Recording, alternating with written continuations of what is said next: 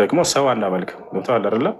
ስለዚህ የመጣ የሰው አካል እየዘረዘርክ ይሄ ያለው ወይ ተብሎ አይጠየቅለትም ፈጣሪ። ነገር ግን የተነገረለት ካለ ያንን የተነገረውን ከፍጥረታት ጋር በማይመስል መልኩ በማንነቱም በምንነቱም ያንን አምጥተህ ያንን ታጸድቃለህ።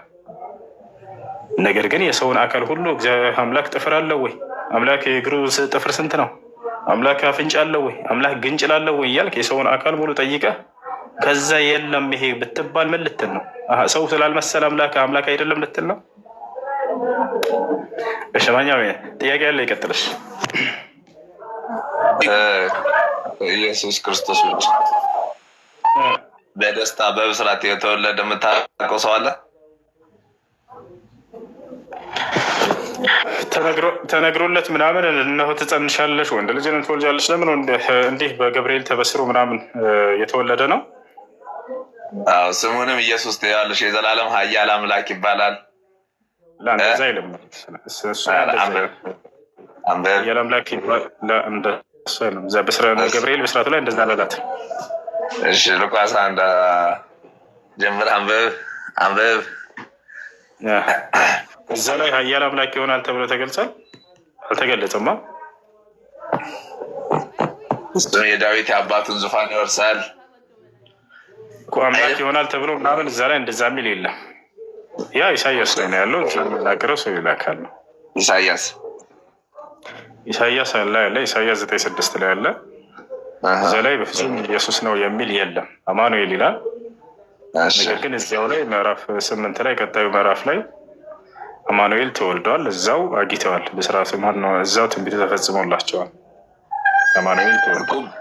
አሁን ይህ ትንቢቱ ለምሳሌ ከአዳም የመጣ ትንቢት ነው። አዳም በበደለ ጊዜ ከልጅ ልጅ ተወልጄ ብሎ ለዳዊት የተነገረ ትንቢት ነው አይደለ?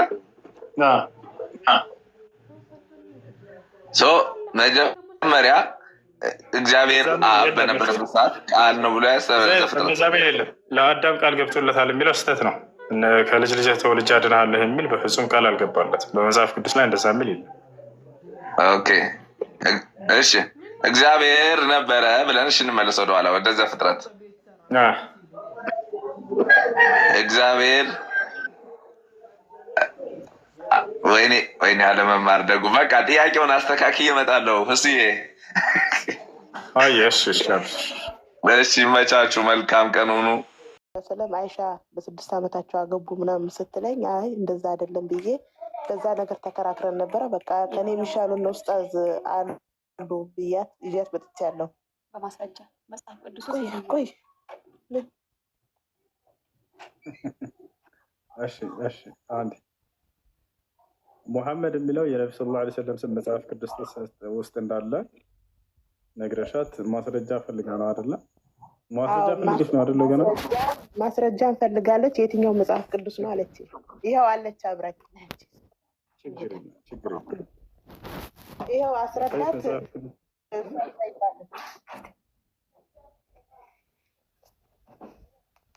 አለሽ። አንዴ አናግሪኝ። ሰላም እንዴት ነሽ? ጸጋና ሰላም ይብዛልሽ። ሰላም እንዴት ነው?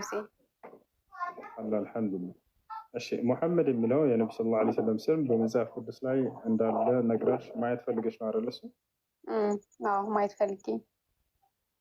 በጣም ጥሩ። ላሳይሽ። ተዘጋጅ።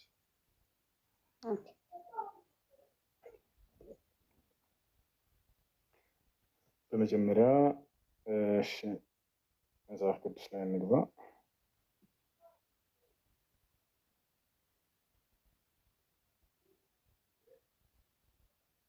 ያሰላም። እሺ ባይብል የሆነ እዚህ ጋር ከኦሪት ዘፍጥረት እስከ ራዕይ ድረስ አለ።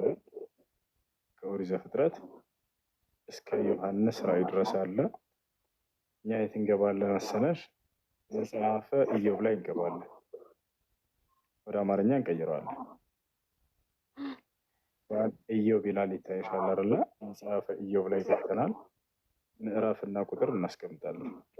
ማነው ይቅርታ፣ ማነው ዘሰለሞን መኃልየ ዘሰለሞን እናድርገው። ሶንግ ኦፍ ሰሎሞን ያ።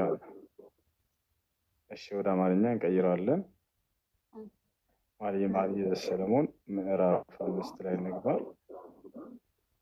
ቁጥር 16 ላይ እንገባለን። ወደ አማርኛ እንቀይረዋለን። አሁን ያው እነዚህ ጋር መኃልየ ዘሰሎሞን ምዕራፍ 5 ቁጥር 16 ገብተናል። ብሉይ ኪዳን እንደምታውቀው የተጻፈው በምን ቋንቋ ነው? በዕብራይስጥ አይደለ? በሂብሩ ነው የተጻፈው። ሂብሩ የሚለው ላይ እንገባለን እዚህ ጋር። ከዛ ወደ አማርኛ እንቀይረዋለን በቀጥታ እየተከታተሉ። አሁን እዚህ ጋር ይሉናል ወደ ትይዩ ዕብራይስጥ ሂድ ይለናል። ወደ ትይዩ ዕብራይስጥ ሂድ እንሄዳለን። እሺ ጋር እንገባለን። አሁን የመጨረሻ ነው፣ ወደ አማርኛ እንቀይረዋለን። አሁን ጨርሰናል። አሁን ወደ አማርኛ ስንቀይረው እዚህ ጋር ምን ይላል? ወደ ታች እንወርዳለን። ያውና እቺ ቃል ምን ትላለች?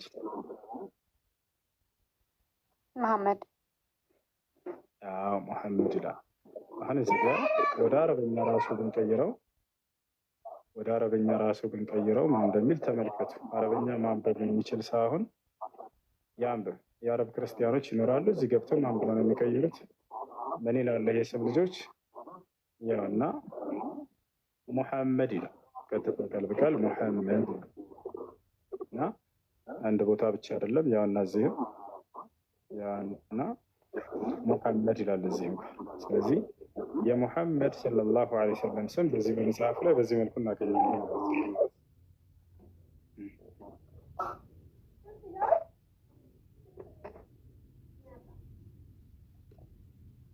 እሺ ሌላ ጥያቄ አለሽ?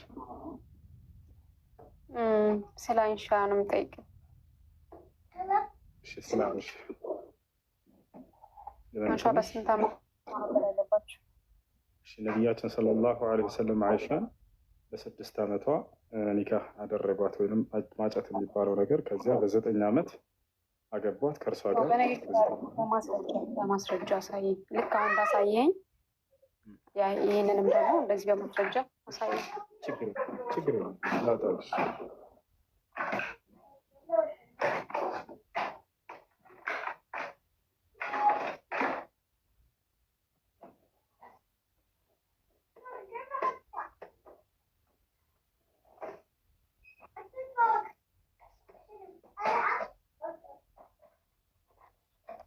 በማስረጃ አሳየኝ።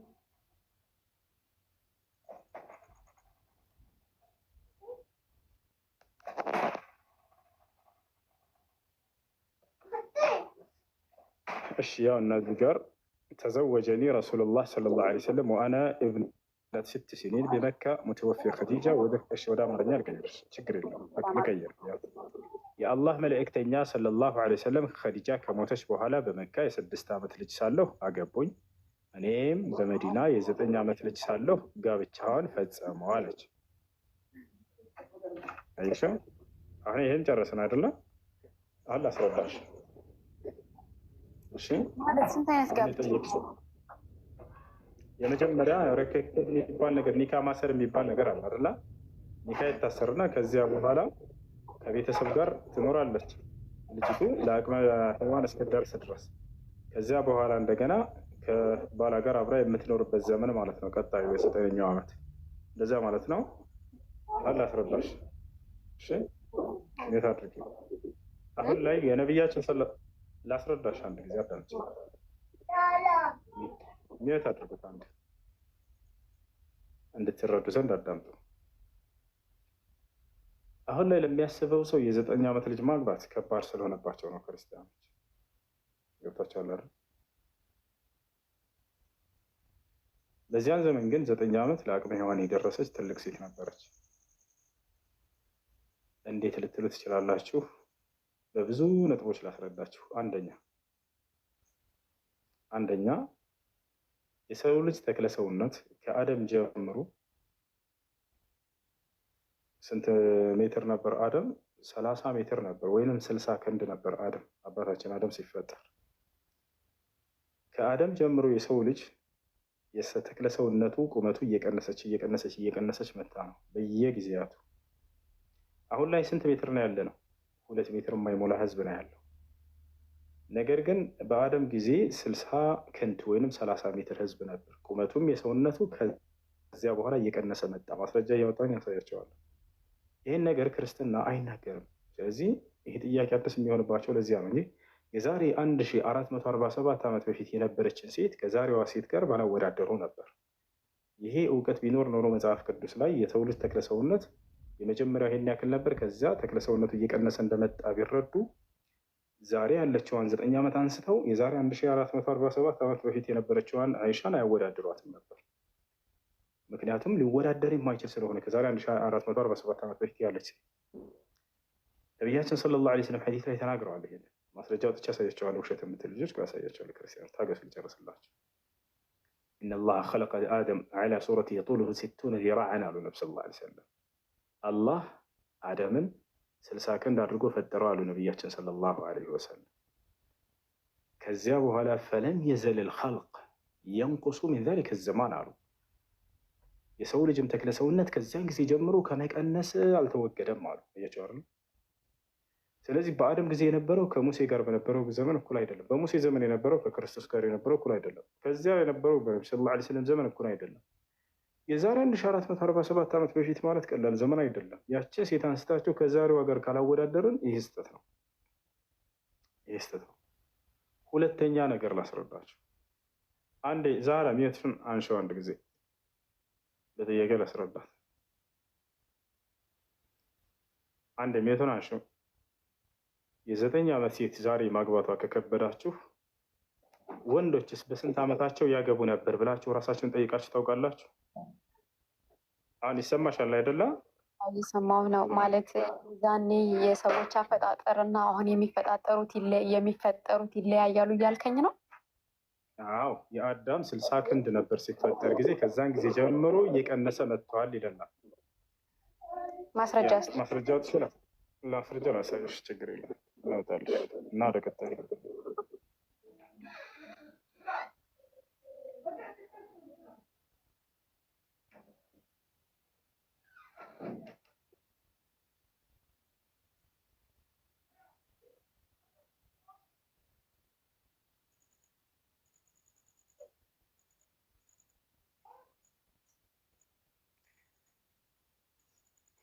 እሺ ያውና ወደ አማርኛ ልቀይርላችሁ ሐዲሱን በቀጥታ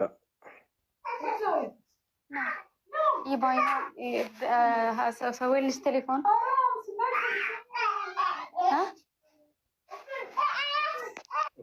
ከኔ ጋር ነሽ? ያውና ምን ይላል አላህ የሚለውን እንግዲህ ጎግል እግዚአብሔር እያለ ነው የሚተረጉመው። ተመልከቱ። አላህ አደምን በ60 ክንድ ከፍታው በአምሳሉ ፈጠረው ይላል። ስለዚህ አደም ሲፈጠር ስንት ነበር? 60 ክንድ። መጨረሻው ላይ እንመልከት። ተመልከች። በአደም አምሳል 60 ክንድ ቁመት ይኖረዋል ካለ በኋላ ከዚያን ጊዜ ጀምሮ ፍጥረት መጠኑ እየቀነሰ መጥቷል ይላል። ይታይሻል። ከዚያን ጊዜ ጀምሮ ፍጥረት መጠኑ እየቀነሰ መጥቷል አለ። አደም በስንት ነው የተፈጠረው? አዎ በ60 ክንድ። ስለዚህ አደም የተፈጠረው በ60 ክንድ ነው። ከዛን ጊዜ ጀምሮ ፍጥረቱ መጠኑ እየቀነሰ መጥቷል ይላል። ምንም በቃ እየተዋጠልኝ አይደለም። በቃ ታያት ይኸውልሽ፣ እንዲዋጥልሽ አይደለም መልሰው እንዝል ታህት አይምሮሽን ካላሰራሽ አይዋጥልሽ። ማስረጃ ሳየኝ ያለ ሰው ካየ በኋላ አልተዋጠልኝም። ራስን ካሳመንክ ካደደብክ ምንም ማድረግ አይቻልም። ሌላ ልጨምርላችሁ። አንደኛ ይሄ ነው። ይሄ ብቻ በቂ ነው። በነገራችን ላይ ይህ እውቀት እንደነገርኳቸው መጽሐፍ ቅዱስ ላይ የለም። የሰው ልጅ የአፈጣጠር ተክለ ሰውነቱ ከዚህ ጀምሮ እንደዚህ እየቀነሰ መጣ ምናምን ወፍ ታቸዋል። ኢስላም አዳዲስ ነገር ነው እንዳለ ስለ ስነ ፍጥረት ሁሉ የሚያስተምራቸው። አንደኛ ይሄ ነው። ሁለተኛ ልጠይቃችሁ ሴቶች እሺ በ9 ዓመታቸው ያገቡ፣ ወንዶችስ በስንት ዓመታቸው ያገቡ ነበር በዚያ ዘመን የሚለውን ሰው ጠይቆ ያውቃል? እኔ ልጠይቅ። ከዚያ በኋላ በስንት ዓመታቸው ያገቡ እንደነበር እነግራቸዋለሁ። እሺ ወንድ ልጅ በአሁን ዘመን የ11 ዓመት ወንድ ልጅ ሰርግ ተደርጎ ደል ተደርጎለት ምናምን ቢዳር ምን ትላላችሁ? ሰፈር ላይ የ11 ዓመት ልጅ የቀደሙ ልጅ የፍልስጤም ልጅ የ11 ዓመት ማለት ወንድ ልጅ በነብዩ ሰለላሁ ዐለይሂ ወሰለም ዘመን የ11 ዓመት ልጅ ያገባ ነበር። ሴት ልጅ በ9 ዓመቷ ማግባቷን ከተቃወምክ የዛሬዋ 9 ዓመት ልጅ ጋር አለጋግተህ የሰፈርህን ልጅ 11 ዓመት ልጅ አምጣለትና ይሄ ልጅ እስኪ እንዳረው በለው። አንተን ክርስቲያን ይዘህ ይሄን ልጅ እንዳረው በለው የ11 ዓመት ልጅ እንዴ ህፃን እኮ ነው ይሄ ለትዳር አልደረሰም ይልሃል። ይቸዋል። ስለዚህ በዚህ ይሄ የ11 ዓመት ህፃን ልጅ የምትለው የዛኔ በነብዩ ሰለላሁ ዐለይሂ ወሰለም ዘመን ትልቅ ጎረምሳ ነበር። የሚገርማችሁ አግብቶ በ11 ዓመቱ በ13 ዓመቱ ወለደ። ማን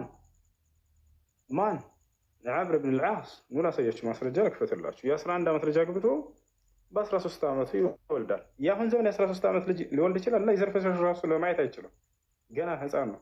ያ ግን የዘር ፈሳሽ ያህል ትልቅ ነው። ሴቷም ልጅ በዚያ በ9 ዓመቷ የወር አበባ ታይ ነበር። እናታችን አይሻ ኢዛ በለገት ልብንት 9 ሲኒን ፈሂየ እምረአ አለች። ሴት ልጅ 9 ዓመት ከሞላት እርሷ ከህፃንነት ዓለም ወጥታ ለአቅመ ሔዋን የደረሰች ሴት ሆናለች ብላ ተናገረች። ዓምር ብን አልዓስ በስንት ዓመቱ እንዳገባ እንመልከታ።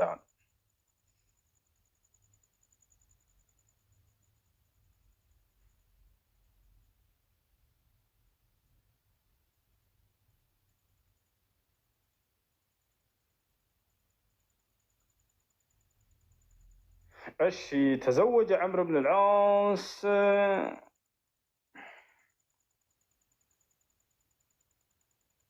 አያችሁ፣ በዚያን ጊዜ ዘመን ወንድ ልጅ የሚያገባው ከ11 እስከ 13 ዓመት ድረስ ባለው ጊዜ ነበር። ይገርማቸዋል። ከ11 እስከ 13 ዓመት። ከዚያ በኋላ ከሆነ ያ ሰው ትልቅ ነው በቃ።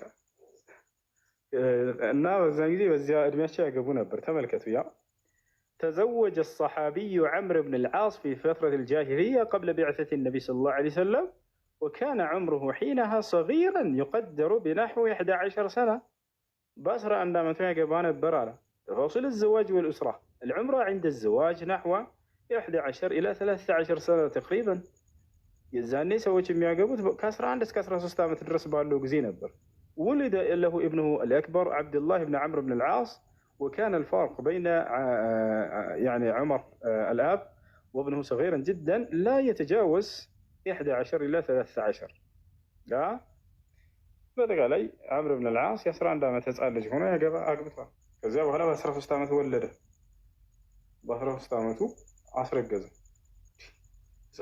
የዛሬ 13 ዓመት ልጅ ያዝ አድርገና ለድረህ ነው ብትለው ስቆብህ ነው የሚሄደው የ11 ዓመት ልጅ። ስለዚህ ያ ነው የመጀመሪያው ስህተት። ስለዚህ ምንድን ነው የዛሬ 1447 ዓመት በፊት የነበረችን ሴት እና የአሁኗን ሴት ለማወዳደር መጣራቸው የመጀመሪያው ስህተት ይሄ ነው። ሁለተኛ ሶስተኛው ነገር እናታችን አይሻ ረዲየላሁ አንሃ የትዳር ጥያቄ ተጠይቃ በስነ ስርዓት የተገባች ሴት ነች። ያ ማለት አይምሯ በጣም የሚያገናዝብና ያንን ጥያቄ የምትረዳ ስለምን እንደሚወራ የምታውቅ ትልቅ ሴት ነች። የዛሬዋን የ11 ዓመት ልጅ ሰፈር ላይ ያዝ አድርገህ ላግባሽ በላት ሂድ ብላ ስቃብህ ነው የምትሄደው። አይገናኝም።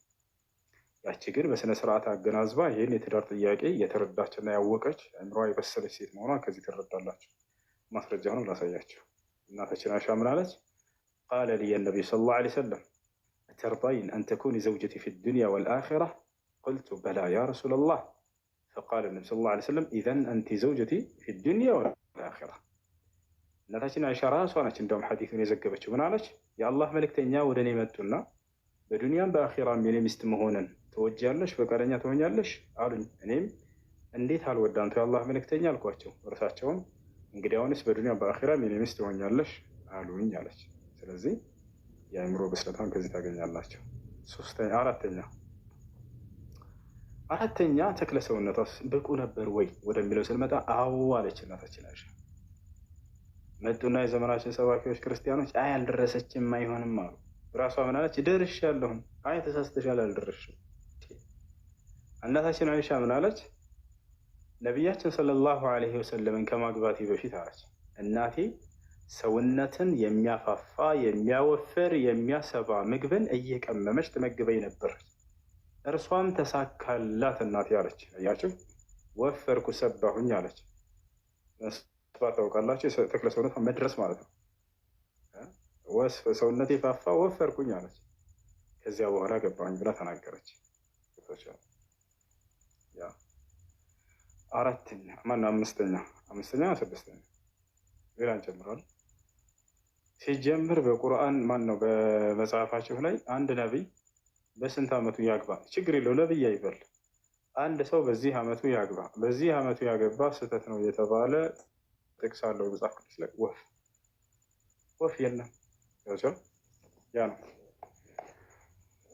እሺ ይሄን ይመስላል። ሌላው ርብቃ አዎ ርብቃን ኢስሐቅ በ40 ዓመቱ እሷ ደግሞ በ3 ዓመቷ ነው የተጋቡት። እሷ ለማግባት 3 ዓመት ነው የጠበቀው። ይሄ የአይሁድ ሊቃውንቶች ራሳቸው ያስቀምጡት ነገር ነው። እንደ አጠቃላይ ይህ ነው። ሌላው አንድ ነቢይ ሴት ልጅን በስንት ዓመቷ ማግባት አለበት የሚል ሕግና ስርዓት መጽሐፍ ቅዱስ ላይ ፍጹም የለም። ሌላው ማርያም እንግዲህ ከባሏ ከዮሴፍ ጋር የተጋባቸው እንደ መጽሐፍ ቅዱስ ባሏ እንደሆነ ወይም ባልና ሚስት እንደሆነ ተገልጿል። አማርኛው ላይ እጮኛ ብለው የተረጉሙላቸው። ነገር ግን እሱ የ80 ዓመት አካባቢ ሰው ሆኖ እርሷ የ12 ዓመት ህፃን ልጅ ነበረች። የስንት ዓመት ልዩነት በመካከል? የ80 ዓመትና የ12 ዓመት ህፃን ልጅ።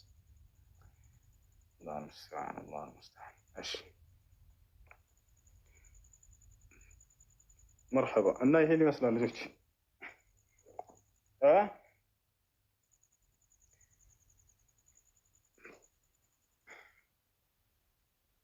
عليكم ورحمة الله وبركاته أستاذ. وعليكم السلام ورحمة الله وبركاته. ጥያቄ ነበረኝ። እሺ ጥያቄው እንዴ?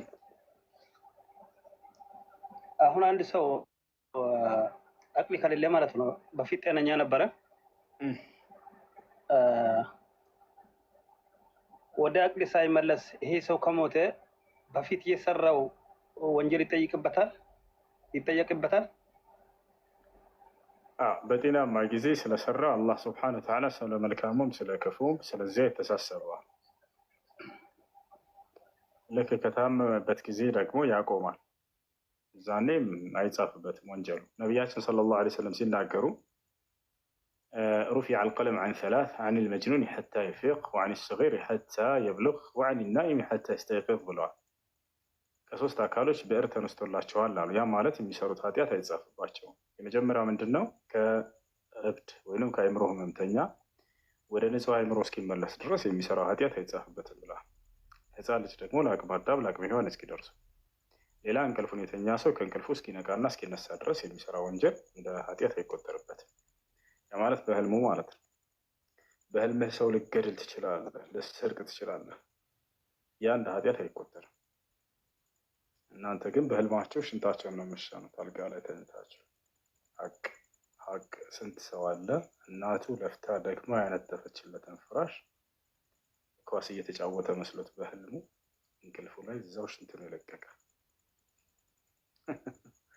እሺ ያ ጥያቄለ ሌላ ደግሞ ሱረቱ ረህማን ውስጥ ነው መሰለኝ የውመል ቂያማ ከአላህ ፊት ውጭ ምንም የለም ይላል። ምንም ወይብቃ ረቡካ ወይብቃ ወጅህ ረቡካ እንደዛ ነው መሰለኝ። ወይብቃ ወጅህ ረቢከ ዘል ጀላሊ ወል ኢክራም። እሺ ሌላ ሱብሓነሁ ወተዓላ ማንነቱ ይጠፋል ብለው ተርጉሞ ነግረህ ሌላ ሱራ ጋር ደግሞ ኢላ 80 ማለት እሱ እንዴት ነው? ኢላ 80 ማለት ምን የሚል ኢላ 80 ምን እንዳል መሰለኝ ግን በእንትና ራሱ ወይሕሚሉ ዐርሸ ረቢከ ፈውቀሁም የውመኢዚን 80 አዝዋጅ ይላል። ወላሂ አላፈዝ 80 አዝዋጅ ምን የሚል ነው? እስኪ በአማርኛ ነገር ሀሳቡን ችግር ነው። ከ8 መላእክቶች ሐምልተናሽ ነው መሰለኝ ይመስለኛል እንደዛ። አሁን ያነበብኩልህ አንቀጽ ነው። ከሱ ላይ ጥያቄ ምን ያልገባህ? አይ እዛ ላይ አሁን ኢላ ወጅሁ ረቢካ ይላል። እነሱ ይቀራሉ ወይስ ለማለት ፈልጌ ነው። እዛ ላይ እንደዛ የሚል የለም። ወየሕሚሉ ዐርሸ ረቢከ ፈውቀሁም የውመኢዚን 8 ይላል። እዛ ላይ ስለ አላህ ሱብሓነሁ ወተዓላ ወጅህ የሚናገር የለም። ኦኬ በቃ የኔ ጥያቄ እንትን በትክክል እንትን አላስኩ። አማርኛ ሁለተኛ ላይ ያለው ላስረዳ። ሱረቱ ረህማን ላይ ያለው ላስረዳህና ትቀጥላለህ። ወየብቃ ወጅሁ ረቢከ የጌታ ፊት ይቀራል ይላል። ዙል ጀላሊ ወል ኢክራም የክብርና የልቅና ባለቤት የሆነው ብሎ ተናግሯል። ስለዚህ ሌላው ይጠፋል ማለት ነው ወይ? ይወቻላ አባቶች አላህ ሱብሓነሁ ወተዓላ እዚህ ቦታ ላይ ፊትን ብቻ እያለ ሳይሆን ሌላ ሁሉም የእርሱ ማንነቱ በፍጹም የሚጠፋ አይደለም። የእርሱ አላህ ስብሐነ ወተዓላ የሚጠፋ አይደለም። ግን እንደ ምሳሌ እናስረዳቸው። አንድ ሰው ፊቴን ብሎ ስለተናገረ ብቻ ሌላው የሰውነት ክፍሉን ወይንም ሌላውን የሰውነት ማንነቱን ከሰው ጋር ራሱ ስንመጣ ማለት ነው ያንን ጥሏል ማለት አይደለም። ለምሳሌ ልጠይቃችሁ፣ ወደ ሰርግ ቤት ብትሄዱና ወደ ሞት ቤት ብትሄዱ ለመድረስ እንደው አንዴ ሞቱ ቤት ሂጄ ፊቴን አሳይቼ ዝም ብዬ ልምጣ አልኩኝ። እንደዚህ ስል ጊዜ በቃ ፊቴ ብቻ ነው የሄደው ማለት ነው? እስኪ መልስልኝ። ወይንስ ሙሉ ሰውነት አብሮ ሄዷል? ፊቴን አሳይቼ ልምጣ እንደው እንላለን አይደለም? እንዳልወቀስ ያቸው ሙሉ አካልህ ሙሉ ማንነትህ ነው የሄደው። ስለዚህ አህባሾች ይህን አንቀጽ ያመጡና ፊቱ ብቻ ይላል፣ ስለዚህ ሌላው ሰውነቱ ይጠፋል ማለት ነው ይሏቸዋል። ጀመርኛ ሰውነት ብለን እናሁንም እንዳው ካመጡት እንኳን ማለት ነው። አላህ ስብሐነሁ ወተዓላ የሚጠፋ ምንነትና ማንነት የለውም። እርሱ መጀመሪያ እርሱ ለዘለዓለም የሚጸና የሆነ አምላክ ነው። ወልአወል ወልአኽር፣ እኔ የመጀመሪያውም የመጨረሻውም ነኝ አለ። ያለ የነበረ ለዘለዓለም የሚኖር ነው። አላህ ስብሐነሁ ወተዓላ አዘልዩን ለይሰ ለሁ ቢዳያ ወአበድዩን ለይሰ ለሁ ኒሃያ ወሰርመዲ ከዛሊክ። ሌላኛው ጥያቄ ምንድነው? ወየሕሚሉ ዐርሸ ረቢከ ፈውቀሁም የውመኢዚን ሰማንያ ይላል። የጌታህን ዙፋን የዛኔ የትንሣኤ ቀን 8 መላእክቶች ይሸከሙታል ይላል። ያ ማለት አላህ ስብሐነሁ ወተዓላ ቁጭ ብሎ ከላይ ዙፋን ላይ እነሱ ተሸክመውት ይሄዳሉ ማለት ነው ናቸው። እና አላህ ስብሐነሁ ወተዓላ ከአርሽ በላይ ነው፣ ከፍጥረት ዓለም ሁሉ በላይ ነው እርሱ። ነገር ግን እኛ እንደዚህ ቁጭ እንዳልነው እሱ ተቀምጧል እያልን አይደለም። ሲጀመር አላህ ስብሐነሁ ወተዓላ ባኢኑ ሚን ኸልቂሂ ብለው ሰለፎች ገልጸዋል። እርሱ ከፍጥረቱ ሁሉ የራቀ ነው። ያኒ ቢዱን ሙማሳ ያለ ምንም ንክኪ ናቸው። ያ ነገር ግን የፈጣሪ ባህሪ በተነገረ ቁጥር ከራሳቸው ጋር ከፍጥረታት ጋር በማመሳሰል የተለከፉ ሰዎች የዛኔ ሙጀሲማ ሆናችሁ ሙሸቢሃ ሆናችሁ ለአንቱም ለዚነ ወቀዕቱም ፊ ተሽቢህ ወተምሲል ወአዳኩም ዛሊከ ኢላ التعطيل ولذلك قال السلف الصالح شبهوا أولا ثم عطلوا ثانيا በመጀመሪያ አላህ ስብሐነሁ ወተዓላ ባህሪ ከፍጥረታት ባህሪ ጋር አመሳሰሉ። ከዚያም የእርሱን ባህሪ ወደ ማውገዝ ወሰዳቸው። ያነገረዋል ሰላም ወራህመቱላሂ ወበረካቱ هم الذين وقعوا في التجسيم والتشبيه ويتهمون أهل السنة والجماعة بالتشبيه والتمثيل وأهل السنة والجماعة ولله الحمد يقولون براءة الذئب من دم يوسف بن يعقوب عليهم السلام من منهج التعطيل والتشبيه والتمثيل والتكييف. يعني أن الله سبحانه وتعالى بحري በመጀመሪያ በተነገረ ቁጥር ቁርአን ላይ ሰው ብሎ ከራሱ ባህሪ ጋር ያወዳድርና አህባሽ ከዚያ በኋላ ይህ ለአምላክ አይገባውም እንበል በቃ እንዲህ አይነት መንገድን ይሄዳሉ። ይህ በፍጹም የተሳሳተ መንገድ ነው። ይህ የቀደምቶቹ የጀህሚዮች መንገድ ነው። ጀህሚዮች ወደ ተዕጢል ላይ የወደቁት የአላህን ባህሪ ወደ ማራቆትና ወደ መካድ የወደቁት የራሳቸውን የፈጣሪን ባህሪ ባዩ ቁጥር ቁርአን ላይ ከራሳቸው ከፍጥረታት ጋር በማወዳደር ነበር። ወሊዛሊከ ቃል الشيخ الألباني رحمه الله تعالى الأحباش معطلة العصر وأفراخ الجهمية يجزيو معطلة عشان أحتوله تناقض. الشيخ الألباني رحمه الله تعالى من يقدر قال له مسألة سواجه الله سبحانه وتعالى على مر بيجي يفطر كوني على رله قد ثامن يقدر قال له ها نعم كوجه لني لالله تملكت راسه تشبيه لا يودق يفتارين بحري كفترة كرام مساسلت كازياس هان دايم مساسل بن اجل له من بلبك ይላሉ። ወደ ምን ወሰዳቸው? ተሽቢህ ላይ ወደቁ። ከዚያ በኋላ ያ ወደ ምን ወሰዳቸው? ወደ ተዕጢል ወሰዳቸው። በፍጹም እጅ የለውም ወደ ማለት ሄዱ። ለምን ሲባሉ ጊዜ ምክንያቱም እጅ የፍጡር ባህሪ ነውና ይላቸዋል። በጣም ጥሩ። እንደሱ ከሆነ አንተ እውቀት አለህ የለህም በሉት። አህባሽ አዎ እውቀት አለኝ ይላል። አላህ እውቀት አለው የለውም በለው። አለው ይላል። እንዲህ ተመሳሰለ እኮ ስለዚህ አላዋቂ ነው በላ እንደቀደሙ እንዳይመሳሰል ካንተ ጋር በሉት። አይልም በፍጹም። እሺ አንተ ትሰማለህ ወይ በሉት። አዎ እሰማለሁ ይላል። አላህ ሲሰማል ወይ? አዎ ይሰማል። እንዴ ከፍጥረታት ጋር እኮ ተመሳሰለ። ስለዚህ አይሰማም በለና እንደቀደሙ ማለት አይችልም። አይ መስማቱና የኛ መስማት እኮ ይለያያል ሊልህ ይችላል። እንደሱ ከሆነ የአላህ እጅ ሲባልና ያንተም እጅ ይለያያል። ለምን የፈጣሪን ባህሪ ከራስ ጋር ታመሳሰላለህ?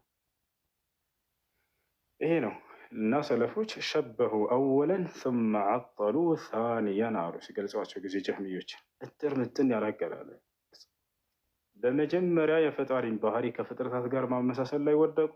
ከዚያም የእርሱን ባህሪ ለፍጥረታት አይገባም እና ለእርሱ ለፈጣሪ አይገባም በማለት ወደ ማውገስ ሄዱ ብለው ተናገሩ።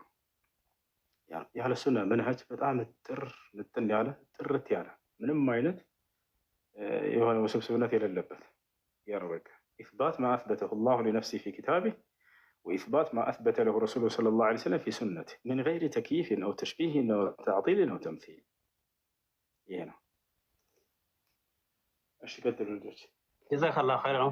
ሌላ ደግሞ እክትላፍ ኡመቲ ኸይር የሚል ሀዲስ ውስጥ አለ። ድሮ ይሄን ነገር ድሮ ሞሊድ ስለሚደግፍ ይሄን በቃ ሰምቼ ሀፍጄ ነው የያዝኩት። አሁን አልደግፍም። ሌላ ደግሞ መንሰነ ሱነተን ሐሰና የሚል አለ። እሱም ለዛ ነው ድሮ ያፈዝኩት፣ ግን አልቀረም። እቺን አንድ ላይ መልስልኝ። مرحبا.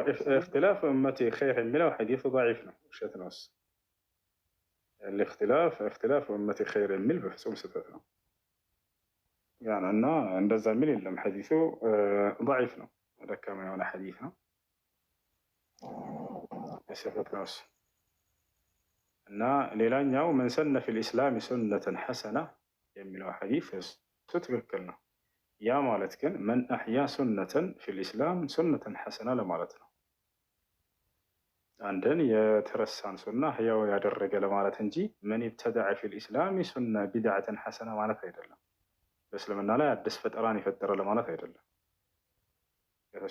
ምክንያቱም በሌላ ሐዲስ ላይ ነቢያችን ሰለላሁ ዐለይሂ ወሰለም ዐለይኩም ቢሱነቲ ብለው ተርጉመውታል። አደራ የእኔን ሱና ነው ግን የምትከተሉት አሉ። ስለዚህ መን ሰነ ፊል ኢስላም ሱነተን ሐሰና ሲባል ጊዜ هي السنة التي سنها النبي صلى الله عليه وسلم لأمته أو الخلفاء الأربعة، لأن لهم سنة متبعة بشهادة النبي صلى الله عليه وسلم حيث قال وعليكم بسنتي وسنة الخلفاء الراشدين المهديين من بعدي تمسكوا بها وعضوا عليها بالنواجذ. وأما البدعة الحسنة فليس في البدعة شيء حسن، لأن النبي صلى الله عليه وسلم قد حكم على البدع على كلها بأنها ضلالة. قال عليه الصلاة والسلام وكل بدعة ضلالة كل ضلالة في النار. قال الإمام مالك رحمه الله تعالى من أحدث في الإسلام بدعة يراها حسنة فقد زعم أن محمدا خان الرسالة. إمام مالك من قالوا بسلمنا لا أحدث بدعا فترو ይሄ ቢድዓ ጥሩ ቢድዓ ነው ብሎ እየተናገረ ያመነ ሰው ነቢዩ ሰለላሁ ዐለይሂ ወሰለም የተጣለባቸውን አማና መልእክት በአግባቡ ያላደረሱት ብሎ በእርሳቸው ላይ እንደቀጠፈ እንደዋሸ ነው ብሎ ተናግረዋል። የቢድዓ ጥሩ የለም ያ ጀማ፣ ሁሉም ቢድዓዎች ጥመት ናቸው ብሎ ነብዩ ሰለላሁ ዐለይሂ ወሰለም ተናግረዋል። ያ ነው። እሺ ጀዛከላሁ ኸይረን። ድሮ መን ሰነ ሱነተን ሐሰነታ ይሄ ለመውሊድ እንጠቀማለን፣ መውሊድ ስንደግፍ። ሌላ ደግሞ አሁን እስትግፋር አላሁመ አንተ ረቢ ላ ኢላሃ ኢላ አንተ ኸለቅተኒ ወአና አብዱከ እቺን የቀራ ሰው በዛን ቀን ከሞተ ጀነት ይገባል የሚል ሐዲስ ሰምቼ ነበርኩና ይሄ በሩህ ነው? እንዴት ነው ከሞተ ይሄ ሰው ጀነት በሩህ ነው የሚገባው?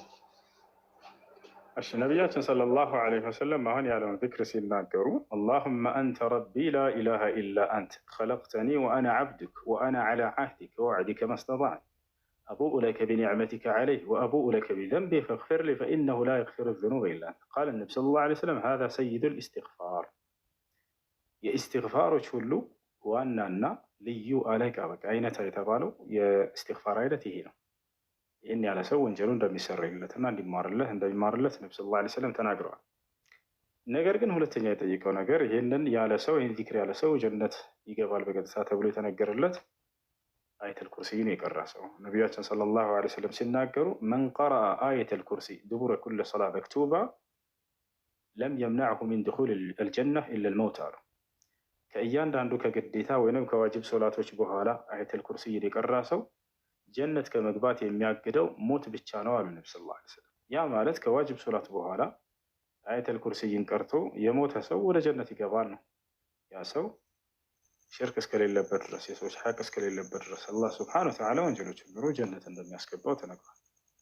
ስለዚህ አደራ አየተል ኩርሲይን ከዋጅብ ሶላት በኋላ ለአላህ ምስጋና ይገባው። ይሄንን ሐዲስ ባነበብኩ ጊዜ ከዚያን ጊዜ ጀምሮ በልጅነት ከዋጅብ ሶላት በኋላ አየተል ኩርሲይን ረስቼው አላውቅም።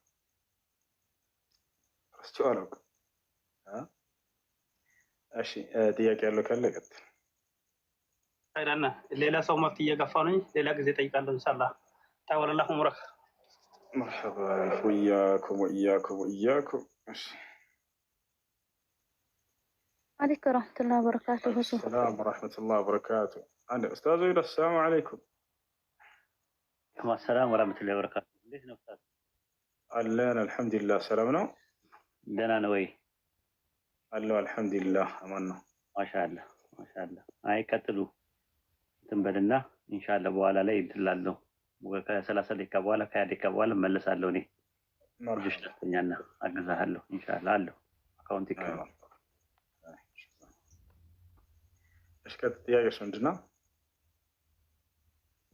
እሱ ጥያቄም ከሆነች ከካፊር ልጅ ጋር እያወራን እያለ እኔም ጥያቄ ጠየኳት፣ እሷም ጥያቄም ጠየቀችኝ። እኔም የእሷ ጥያቄ ምን ነበር? በእናንተ ሙስሊሞች ለምንድን ነው ወንዶች አራቱ የሚያገቡት? አንድ ሁለተኛው ደግሞ እንዴት ነው ወንድ ልጅ አጎቱን ልጅ የሚያገባው? ሁለት ሶስተኛው ደግሞ እንትን አለችኝ፣ እንዴት ነው የገደለ ይገደል ተብሎ የሚፈቀደው አለችኝ። ስለዚህ በዚህ ላይ መልስ ስጣት።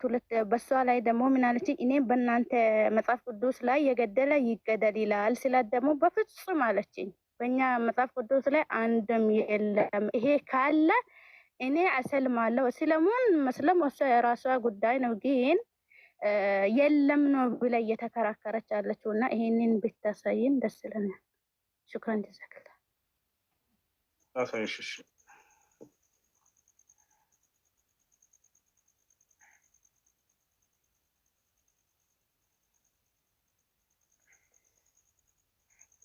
ያ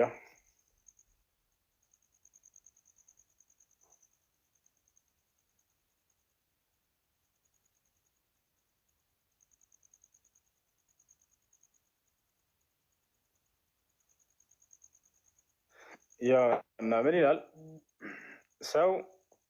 ሰውን ደብድቦ የሚገድል ሁሉ በምን ይቀጣ? በሞት ይቀጣ። ኦሪት ዘጸአት ምዕራፍ 21 ቁጥር 12 ሰውን ደብድቦ የሚገድል ሁሉ በምን ይቀጣ? በሞት ይቀጣ። ይገደላል። እሺ ሌላኛው ምን ነበር ያልሽው? ሌላኛው ለምንድን ነው አራቱ የሚያገቡት? የአክስት ልጅንስ ለምን ያገባሉ? መልጀ ገደለ ለምን ይገደላል ነው። በእኛ አንድ ቀኝህን ሲመታ ግራህን ስጥ ይላል ነው አለችኝ። አሳየሁሽ። እሱን ያው ሰውን የገደለ ሰው የገደለ ይገደል የሚል ቃል በቃል አለ መጽሐፍ ቅዱስ ላይ። ኦሪት ዘጸአት ምዕራፍ 21 ቁጥር 12 ላይ ሰውን ደብድቦ የገደለ ሰው በሞት ይቀጣ ይላል። በሞት ይገደላል። እሱ ነው። ሌላኛው ከአንድ በላይ እስከ አራት ለመሆኑ ማግባት ተፈቀደ የሚል ነው። አምላክ አላህ ስብሐነ ወተዓላ ደንግጎታል። ይሄንን አላህ ስለደነገገው ለአሁን ለነቢያቶች ብቻ ነው ወይ? ላለፉትም ነቢያቶች የተደነገገ ነገር ነው፣ አዲስ ነገር አይደለም። ክርስቲያኖች ናቸው እዚህ ቦታ ላይ መጥተው ከአንድ በላይ ማግባት ኃጢአት ነው፣ ሐራም ነው፣ ማን ነው ክልክል ነው ምናምን የሚል ከየት እንዳገኙት አላውቅም። መጽሐፋቸውም ላይ እንደዛ አይልም በፍጹም። ከኦሪት እስከ ዘፍጥረት እስከ ራዕይ ድረስ ከአንድ በላይ አታግቡ የሚል የለም። ከአንድ በላይ ማግባት ክልክል ነው የሚል የለም። እንዳውም መጽሐፍ ቅዱስ ላይ ማየት ትችላላችሁ። እስከ 1000 ያገቡ ሰዎች አሉ። 700 ሚስቶች እና 300 ቁባቶች። ሰለሞን፣ ሙሴ 2 ሚስት ነበሩት። እነ አብርሃም ልክ እንዲሁ እነ ዳዊት እነ ያዕቆብ። አንዲት ቦታ ላይ አምላክ ለምን ከአንድ በላይ ያገባቸው ብሎ አልኮነነባቸው። ስለዚህ እና አላህ ስብሐነሁ ወተዓላ በቁርአን ላይ ይህን ነገር ደግሞ ሲናገር ለአንተ ብቻ ሳይሆን ላለፉትም ነቢያቶች ደንግጌዋለሁ ብሎ ተናግሯል። አዲስ ነገር አይደለም። ወለቀድ አርሰልና ሩሱለን ሚን ቀብሊከ ወጀዐልና ለሁም አዝዋጀን አለ አላህ። ሙሐመድ ሆይ በእርግጥም ከአንተ በፊት መልእክተኞችን ነቢያቶች ልኬያለሁ፣ ለእነርሱ ሚስቶችን አድርጌላቸዋለሁ አለ። ሚስትን አይደለም ያለው፣ ሚስቶችን ከአንተ በፊት ላሉት ሚስቶችን አደረግኩላቸው ይላል። ከአንድ በላይ ያገባሉ። አሁን ስለዚህ በቁርአን በመጽሐፍ ቅዱስ ላይ ያለ ነገር ከሆነ ይሄ ምንድን ነው የሚለየው ታዲያ?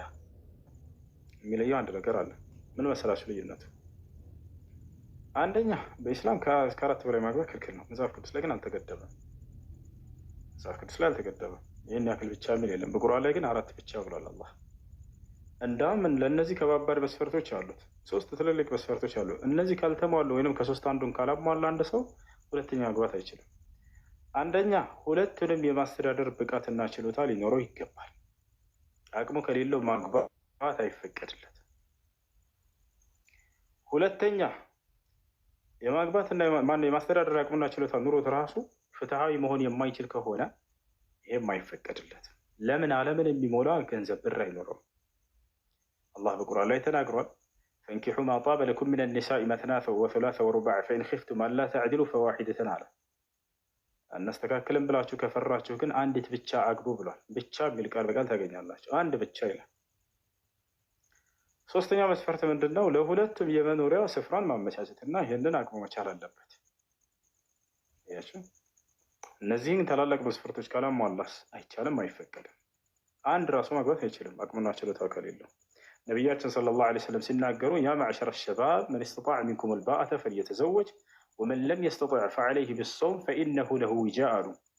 እናንተ የወጣት ስብስቦች ሆይ አሉ ወንዶችን ሲያናግሯቸው ከእናንተ የጋብቻን ጣጣ መቋቋም የሚችል ካለ ያግባ አሉ። ያልቻለስ እንዳያገባ አርፈህ ቁጭ በል፣ ጾምህን ጾም። መን ለም የስተጢዕ ፈዐለይሂ ቢሶም፣ ያልቻለ ግን ጾምን ይጹም አሉ ነቢ ሰለላሁ ዐለይሂ ወሰለም። አላህ ራሱ ይህም በቁርአን ላይ ተናግሯል። ወልየስተዕፊፍ አለዚነ ላ የጅዱነ ኒካሐን አለ። እነዛ የማግባት አቅም የማይኖራቸው የማይችሉ ሰዎች ይቆጠቡ አለ። በቃ አስበር፣ ታገስ። ሐታ ዩግኒየሁም አላሁ ሚን ፈድሊህ፣ አላህ ከትሩፋቱና ከጸጋው እስኪያብቃቃቸው ድረስ ይታገሷል። አላህ ከቻለስ ያገባል፣ ካልቻለ አይቻልም። ስለዚህ እነዚህ ሁሉ መስፈርቶች አሉ። ነገር ግን በመጽሐፍ ቅዱስ ላይ እነዚህ መስፈርቶች ተገልጸዋል ወይ? ወፍ ዝም ብሎ ያገቡ ነበር። አንደኛ ይሄ ነው የሚለየው። ሁለተኛ የሚለየው ምን መሰላችሁ? ክርስትና ላይ መጽሐፍ ቅዱስ ላይ የማግባት ዓላማ ከአንድ በላይ አንድም ሁለትም ሶስትም አራትም ማግቡ ሲል አላህ ዓላማው ምንድን ነው? ዓላማው ምንድን ነው ከተባለ እያንዳንዱን ጋብቻ ባነሳ ቁጥር አላህ በቁርአን ላይ ነብዩ ሰለላሁ ዐለይሂ ወሰለም ባነሱ ቁጥር ስለ ጋብቻ መልካም ዘርን ታፈሩ ዘንድ የሚል ታገኛላችሁ። ያ ሰላም። ወለቀድ አርሰልና ሩሱለን ሚን ቀብሊክ ወጀዐልና ለሁም አዝዋጀን ካለ በኋላ ወዙርየተን አለ። ወለዚነ የቁሉነ ረበና ሀብለና ሚን አዝዋጅና ወዙርያቲና ቁረተ አዕዩን አለ። መልካም ዘርን ታፈሩ ዘንድ ይላል ነቢያችን ሰለላሁ ዐለይሂ ወሰለም። ልክ እንደ ሐዲስ ላይ ሲናገሩ ተዘወጁል ወዱደል ወሉድ ፈኢኒ ሙካፊሩን ቢኩሙል ኡመም የውመል ቂያማ አሉ። ወላድና ተወዳጅ የሆነችዋን አግቡ እኔ በእናንተ ደስታለሁና የትንሣኤ ቀን በርካታ አማኝ ተከታዮችን አፍርቼ በመምጣት ያሉ። ስለዚህ የአማኝ ትውልድን ታፈሩ ዘንድ ብለው ነብዩ ሰለላሁ ዐለይሂ ወሰለም ተናግረዋል አላህም በቁርአን ላይ። ወደ መጽሐፍ ቅዱስ ስንገባ ግን የማግባት ዓላማው ምንድን ነው? የወሲብ ስሜት ጥማርኪ የሆነች ሴት ልጅ ነው። ጳውሎስ ሲናገር ምን አለ? ነገር ግን በስሜት ከምትቃጠሉ ብታገቡ ይሻላችኋል አለ። ቃል በቃል ገለጸ። በስሜት ከምትቃጠሉ ወይንም በፍላጎት ከምትቃጠሉ ብታገቡ ይሻላችኋል። ከተቃጠልክ በቃ ስሜትህን ማብረጃ ነች ማለቀ። በቁርአን ላይ በሐዲስ ላይ እንደዛ የሚላለ ወፍ መልካም ዘርን ታፈራ ዘንድ ነው የሚለው። ታዲያ የትኛውን የተሻለ ያጀማ? ነገር ግን በፍላጎት ከምትቃጠሉ ብታገቡ ይሻላችኋል፣ ካልሆነ ግን እንደኔ ባታገቡ ነው የምመክራቸው ብሎ ይናገራል። የሚገርም ጳውሎስ ላጤ ነው አላገባም፣ ባታገቡ እመክራቸዋለሁ ይላል። ላላገቡት ግን እላለሁ ልክ እንደኔ ብትሆኑ ይሻላችኋል አለ። እንዳያገቡ ዛሬ እሱን ምክር ሰምተው ከህፃንነታቸው ጀምሮ ገዳም እየሄዱ ከነ ልጅነታቸው ከነ ድንግልናቸው የመቆረባቸው እንትን ሚስጥር እሱን ትምህርት ተከትለው ነው። እግዚአብሔር ምን አለ? ገና አዳምን ሲፈጥረው ሰው ብቻውን ሊሆን አይገባውና ሚስትን ልፍጠርለት አለ። ሔዋንን ፈጠረለት። ጳውሎስ ምን አለ? እንደኔ ብትሆኑ ይሻላችኋል ባታገቡ አለ። ከአምላክ ተቃራኒ ነው ሰው ይሆን ጊዜ ታቸዋል። ላላገቡት ግን እንደኔ ባታገቡ መክራችኋለሁ አላቸው። አሜን ነው። እንዳለ ከልጅነታቸው ጀምሮ ገዳም ምንኩስና እያሉ በድንግልናችን እንሞታለን። ይሄ በቃ አምላክን የምድራዊ ፍላጎታችንን ትተን በቃ አምላክን እንትን ያለበት ለአምላክ እንድታገባ ነው የሚፈልገው። እርዳም ብቻ ሊሆን አይገባውም እና ሴት ልፍጠርለት ሚስትን አለፈጠረለት። ጳውሎስ መጥቶ ብቻቸውን ብትሆን የሚሻለዋቸው አላቸው። አላሁ ሙስተዓን አላሁ ሙስተዓን። ጳውሎስ ያለበትን ከምትቃጠሉ ብታገቡ ይሻላቸዋል ያለበትን ኑ ላሳያቸው። ኑ ላሳያችሁ።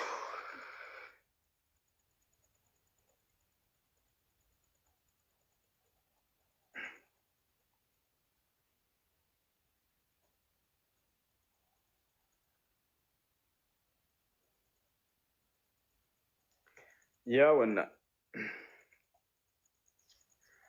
አንደኛ ቆሮንቶስ ምዕራፍ 7 ቁጥር 8 ላይ ተመልከቱ። እዚች ጋር ላላገቡና እንዲሁም ባሎቻቸው ለሞቱባቸው ሴቶች የምለው እንዲህ ነው። እሺ ምንድን ነው የምትላቸው? ሳያገቡ እንደኔ ሆነው ቢኖሩ መልካም ነው አለ። ተመልከቱ።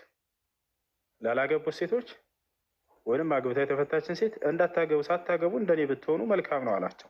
እንዳያገቡ ቀጠለ። ላገቡት ግን የምሰጠው ትእዛዝ ይህ ነው አለ። የሚቅርታ ምን አለ? 9 ላይ ነገር ግን በስጋ ምኞት ከመቃጠል አለ ይልቅ ማግባት የተሻለ ነው እና ራሳቸውን መቆጣጠር ቢያቅጣቸው ያግባ አለ። ሰው የሚያገባው ለምንድን ነው?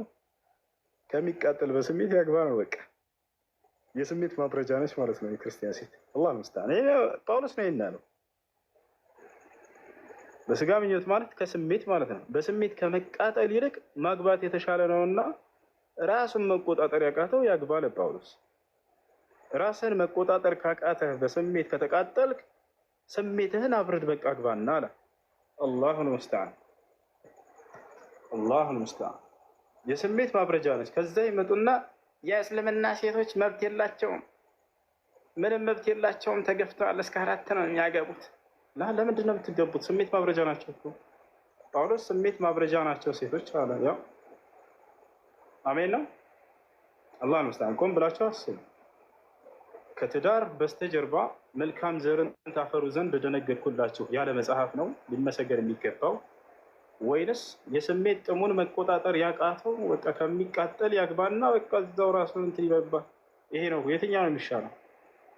ቅዱሳን አላህ ሙስተዓን። እሺ ሌላኛው ጥያቄሽ ምንድን ነው? አጎት ልጅን ወይም ደግሞ ወይም አክስት ወይም አጎትን እንዴት ነው ማግባት የሚፈቀደው? እነሱ እንደሚገቡም ወይ ነው ጥያቄ። በጣም የአጎት ልጅ በእስልምና ማግባት ይፈቀዳል። እንዴት ይሄ ሊሆን ይችላል? በእኛ ላይ የለም ነው።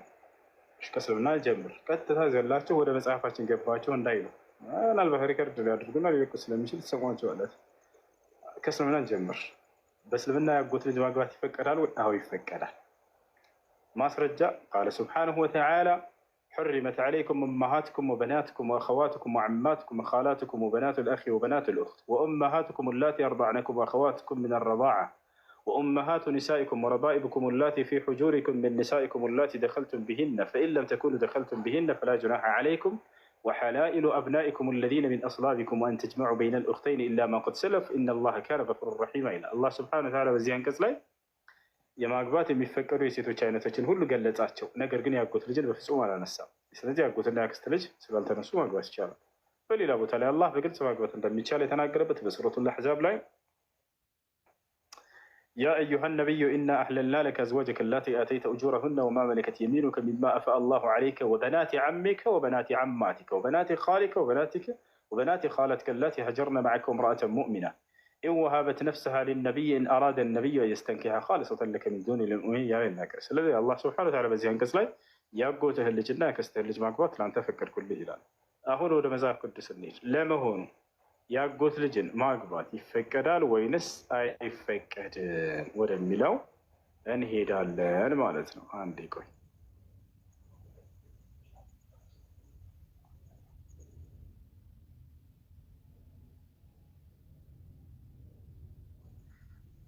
እሺ ብቻዬን ከማውራ ክርስቲያን አስገባላችሁ ብዬ ነው። እውነተኛ ሰላም ነው እሱ። እንዴት ነህ? እንዴት ነህ? ደህና ነህ? አለ አልሐምዱሊላህ። ያጎት ልጅ ማግባት በክርስትና ይቻላል አይቻልም? በብሉይ ኪዳን ያገቡ አሉ መሰለኝ። ለማግባታቸው ሳይሆን እግዚአብሔር ደንግጎታል አልደነገገውም? አግቡ ብሎ ተናግሯል አልተናገረም? ማግባታቸው ግልጽ ነው። ተጋብተዋል፣ ወልደዋል። ግን እግዚአብሔር አዞታል አላዘዘውም?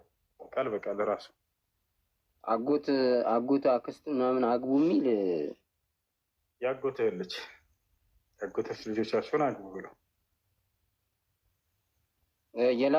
የላባ ታሪክ እንደዛ አለ መሰለኝ ያዕቆብ። ስለዚህ እግዚአብሔር መጽሐፍ ቅዱስ ላይ የአጎቶች ልጆቻቸውን አግቡ ብሏል አይደለ? አዟል ራሱ። ያኔ ብዙ ዘር ብዙ ስላልተስፋፋ ነው። አቅ የሰው ዘር መጀመሪያ ናቸው እንዴ? በአዳም ጊዜ እሺ። ያኔ እኮ በጣም ትንሽ ነው እኮ ዘር። በያዕቆብ ጊዜ ማን ያለው ማለት ትንሽ ህዝብ እኮ ነው ያለው፣ ብዙ ህዝብ የለም ነበር ያኔ። እሺ ማስረጃ የለም። እሺ መጽሐፍ ቅዱስ ላይ እግዚአብሔር የአጎት ልጆቻቸውን አግቡ ብሎ ስለዚህ አዘዋል ማለት ነው አይደለ? ከዛ ከእንትኑ አንጻር ከህዝብ ቁጥሩ አንጻር ከህዝብ ቁጥሩ አሁን ለምሳሌ ለመሰለክ ይህን ምልክ ለምሳሌ ያዕቆብ በዘፍጥረት ማን ነው የመጀመሪያዎቹ ልጆች አቤልና ቃየል አሉ አይደለ? አቤልና ቃየል መንታ ወልደዋል። ሴትናውን ተወለዱት። ግን አቃየሮ ነው የዳራቸው። ወደ እሱ እንመጣለን። እግዚአብሔር አሁን አዟል አላዘዘም? መጽሐፍ ቅዱስ ላይ የአጎት ልጆቻችሁን አግቡ ብሎ አዟል ወይንስ አላዘዘም? አዟል አይደለ? የላባን ልጅ እንዲያገባ ፈቅዶለታል። እሺ ከዚያስ በኋላ ከያዕቆብ በኋላ አዟል አላዘዘም? ለሙነ ሙሴ ምናምን ጊዜ እነ ሙሴ ጊዜ አላውቀውም፣ የሚኖሩ ይችላል አይደል ነው። ለማንኛውም እግዚአብሔር በብሉይ ኪዳን ላይ የአጎቶች ልጆቻቸውን አግቡ ብሎ አዟቸዋል፣ ተጋብተዋል። እሱ ብቻ ሳይሆን ሙሴና አሮን ሲጀመር የተወለዱት የአጎትና የአጎት ልጆች ተጋብተው ነው አይደል የወለዷቸው? ሙሴና አሮን ሊሆን ይችላል ነው።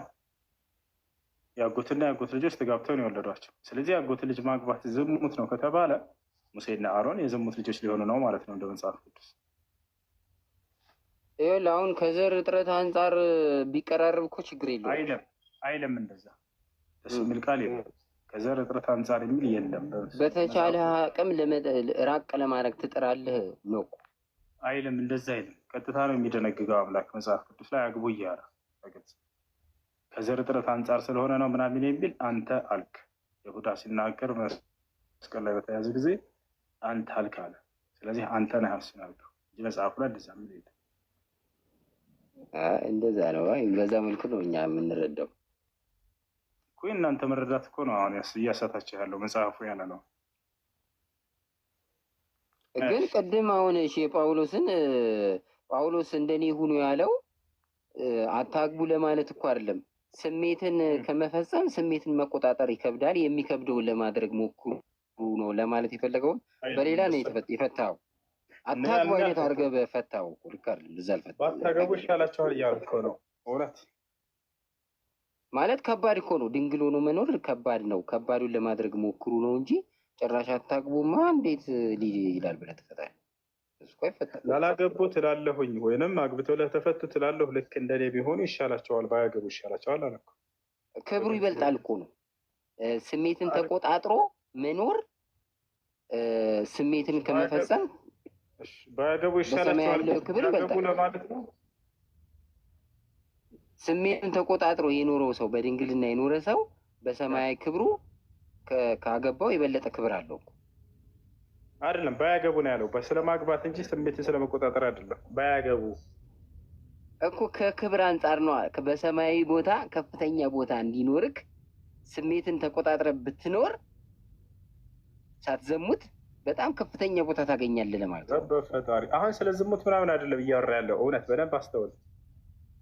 ባያገቡ ማግባት ትዳርን ባይዘው ባያገቡ እመክረ ይሻላቸዋል አለ። ይሄ አለማግባት ነው ከአምላክ ዘንድ የተሻለው ካልከኝ ወደ እሱ እንሄዳለን።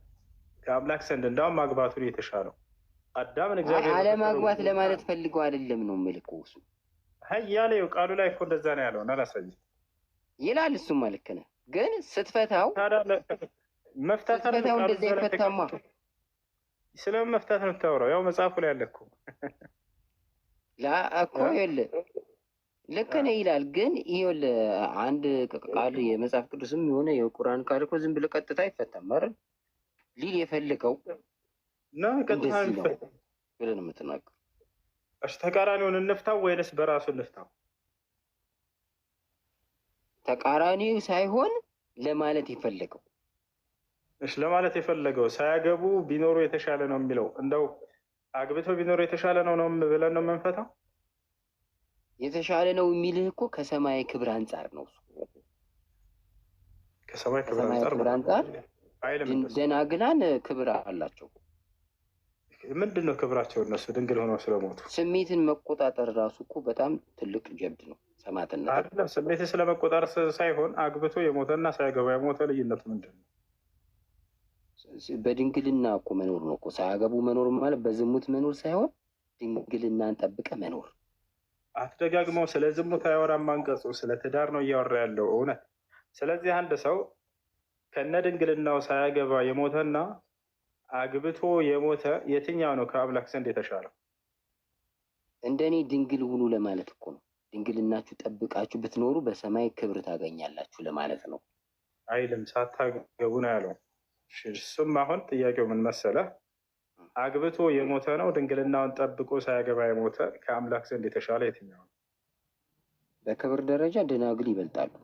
ለምሳሌ አሁን እመቤታችን እኮ ድንግል ማርያም ነው የምትባለው። ድንግልናዋ ሳይወሰድ የወለደች ናት። በነገር ላይ እሺ፣ ድንግልናዋ ከተወሰደ በኋላ አግብታለች? ወልዳለች? አልወለደችም። አወቃት ማለት ነው ማለት ነው። ተገናኘት ማለት ነው አይደለ? አላወቃትም። እስከ መቼ ድረስ ነው ያላወቃት? አይደለም እኮ ዮሴፍ። እሺ፣ እስከ መቼ ድረስ ነው ያላወቃት? የበኩር ልጇን እስክትወልድ ድረስ ያላወቃት አይደለ? ከዚያ በኋላ አውቋታል ማለት ነው። አውቋታል የሚል የለማ ሳይኖር እስከዛ ድረስ ብሎ ገደበልህ እኮ። ከዛ በኋላ አውቋታል የሚል እስካላገኘ ድረስ አለ እኮ። ድረስ ማለት ትርጉሙ ምን ማለት ነው እንዴ? ከዛ በኋላ አውቋታል የሚል ሳታገኘ አውቋታል አይባልም። አውቋታል የሚል ግዴታ እኮ መጻፍ አይጠበቅበትም። ምን አለ ተጽፏል። ለምሳሌ የበኩር ልጅ አዳም እዛ ላይ ተጽፏል። አውቋታል የሚል የለም። ሌላ ቦታ ተጽፏል። አዳም ማን ማርያምን አውቋታል የሚል ነው ዮሴፍ። የተዘጋ ደጅ ከኃያላን ጌታ በቀር ያልገባበት ተዘግቶ ይኖራል እንጂ ማንም አይገባበትም ተብሎ እኮ ትንቢት ተነግሯል። እስከዛ ድረስ ነው ታዲያ መጽሐፉ ሲናገር የበኩር ልጇን እስክትወልድ ድረስ አላወቃትም ይላል። እስከ መቼ ድረስ ነው ያላወቃት? ተዘግቶ ይኖራል ለዘላለም አለው ትንቢቱ ሕዝቅኤል 44። እስከ መቼ ድረስ? ለዘላለም ሕዝቅኤል 44 ዘላለም የሚለው የተገደበ ነው። እስከ መቼ ድረስ? ዘላለም ማለት እኮ እድሜ ልኳን ማለት እኮ ነው። ለዘላለም ስለተባለ ወገናችን ለዘላለም ይኖራል ማለት አይደለም። ለዘላለም ሲባል ዘላለም በዚህ ምድር ያለች ድረስ ማለት እኮ ከዛ በኋላ ከሞት በኋላም እኮ መጋባት የለም በክርስትና። እንደሱ አይደለም መጽሐፉን። እንደዛ መጽሐፍ ክርስትና ላይ መጋባት አለ። በሰማይ ቤት ሚስት አልተዘጋጀላችሁም እናንተ? በሰማይ ባልና ሚስት አንድ ላይ ይኖራሉ ይላል እንጂ ያገባሉ ይጋባሉ ምን የለም። አንድ ለአንድ የሆኑ ባልና ሚስት አብረው ይኖራሉ ግን ይባላል። እሺ፣ በሰማይ ቤት የብርሃን ሴት ተዘጋጅቶላል ተዘጋጀላል ላንተ? የብርሃን ሴት ማለት ለከኛ ሑረል ዒን ብለን የምንጠራቸው ብርሃናማ የሆኑ ሴቶች አሉ። እዛ የብርሃን ሴት በሰማይ ተዘጋጅቶላል አልተዘጋጀልህ? ኧረ የለም። እኔ አንድ ወንድ ለአንድ ሴት ከጸናው ለእኔ ለብቻ ለሁለታችን አብረን የምንኖርበት አለን ይላል። አንድ ወንድ ለአንድ ሴት ለጸና ብቻ በሰማይ የብርሃን ሴት ተዘጋጅቶላል አልተዘጋጀልህም? ባጭሩ እኔ እዛ የሚል አላነበብኩም። በመጽሐፍ ቅዱስ ወይም በሌላ አለ ካልክ አምጣ እስኪ። እስኪ ነባችን እንትናለች በእኔ ስም በከበረ ደሜ በተቀደሰ መስቀሌም ስም ቤተ ክርስቲያን ላሳነጸ ለእርሱ በሰማያት የብርሃን ሴት አነጸለታለሁ። ያሰላም ትቀበላለህ? የብርሃን ቤት ለማለት እኮ ነው ሴት ያለው። እፎዬ ማን ነው እፎ ያልኩኝ? እሱ ሴት እያለ ቤት ይለናል። አይ ቤት ነው እኮ ቤት ላነጸልኝ እንትን ነው ታይፕ ነው። ውሱ እውነት ይሄ ቤት ነው ወላሂ ሴት ነው። ያው ሴት አነጸለታል ሴት ይላል። ልክ ነህ፣ ግን ቤት ሊል ፈልገው ነው ታይፕ ነው አይደለም። ይኸውልህ ቤተ ክርስቲያን ላነጸልኝ እኮ ነው የሚለው። በሰማይ ሴት ነው የብርሃን ቤት ይሰጣል እኮ የብርሃን ቤት አለ የብቻ ጭራሽ መጽሐፉን ሸመጥጥ ወላሂ ሴት ነው የሚለው ወይ ወላሂ አንዴ ያተው ታይፕ ነው። ሌላሽ ልጨምር መጽሐፍ ቅዱስ ላይ ኢየሱስ ክርስቶስ መጽሐፍ ቅዱስ ላይ ስለ ስሜ ብሎ ሚስቱን ለተወሰው በመንግስተ ሰማያት እጥፍ ሚስትን ይቀበላል ብሏል ነው ማለት ሚስትን እኮ አይደለም በጥፍ የሚቀበል ክብር ነው የተባለው አይደል? ሚስቱን ስለ እኔ ስለ የተወሰው በመንግስተ ሰማያት እጥፍ ይቀበላል ብሎ እኮ ሚስቱንም ብቻ አይደለም ብዙ ነገሩን የተወ እጥፍ ይቀበላል ማለት ሚስት ይሰጠዋል። ሚስት የለም አላ እንደሱ እንዳትል እኮ በሰማይ ማግባት መጋባት የለም ብሎ እኮ ጽፏላ። ሌላ ቦታ አሁን አሳየንህ። እሱ ነው ገና እሱን አሳየን አሳየን። አዎ በሰማይ ላይ ሴት እንደተዘጋጀ አሳየን። በሰማይ ሴት የለም እንጂ ማግባት መጋባት የለም ማለት እኮ ኢየሱስ። ሴት የለም ነው ያልከው? በሰማይ በመንግስተ ሰማያት ሴት አለ የለም? በገነት ሴት የለም የዛኔ በመንግስተ ሰማያት ማግባት መጋባት የለም ብሏል። እንደ መላእክት ይሆናል ነው ያለው። ሴት አለ የለም? ሰማይ ቤት በክርስትና የሴት ጾታ ራሱ እኮ የለም። ሴት መሆኗ ግን ታውቀዋለህ። ያው በዚህ ምድር ማንነታቸው ይታወቃል። ጾታ ግን የለም። በሰማይ ሴቶች ይኖራሉ አይኖሩም? በሰማይ አሉ፣ ግን ጾታቸው ግን የለም። የወንድ ጾታና የሴት ጾታ የለም። ማንነታችን ግን ይታወቃል።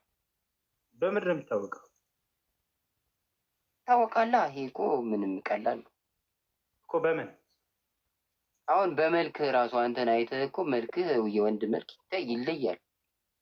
በሰማይ ሲቀጥል ደግሞ መንፈሳዊ እውቀት የጎላ ስለነበረ ድሮ በስጋ ወራት ማን እንደነበርክ ይታወቃል። አይደለም አሁን በሰማይ ሄዳቸው አይደለ? ጾታቸው ብቻ ነው በቃ የሚገነጠለ እንጂ ሌላው ሙሉ መልካቸው ይኖራል።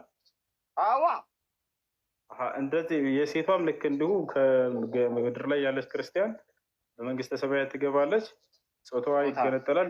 ያንተን ጾታ ይገነጠልና ከዚያ በኋላ እሱ ተወግዶ ሌላኛው መታወቂያ ፊትህ ይኖራል ማለት ነው አይደለ? አዎ ኤግዛክትሊ። በጌታ ስም በጌታ ስም በጌታ ስም በጌታ ስም። ስለዚህ ከሰውነት ክፍላቸው ሙሉ ሰውነትህም አይነሳለ ማለት ነው አይደለ? ጾታ ይሄ አንጀት፣ ጨጓራ ምናምን ሁሉ ይጠፋሉ። መብል የለ ምን የለ አይደለም። ጾታ ስለዚህ አንድ ሰው ትንሣኤ ሲያደርግ ጊዜ ስለዚህ ያንን የመራቢያ ክፍሉን ወይም ጾታዋን ይዛ አይነሳም ማለት ነው አይደለ? በጣም ጥሩ። ኢየሱስ ክርስቶስ የእናንተን ትንሣኤ ነው አይደል ቀድሞ ትንሣኤ ያደረጋላችሁ የዛኔ ሲነሳ ጾታዋን መራቢያውን ያንን ተገረዘ ይላል መጽሐፉ እና ያንን ተገንጥሏል የለም ማለት ነው ሲነሳ የለም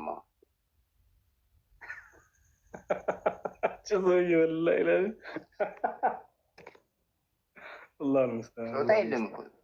ጾታ እኮ ለመዋለድ ነው የተፈጠረው።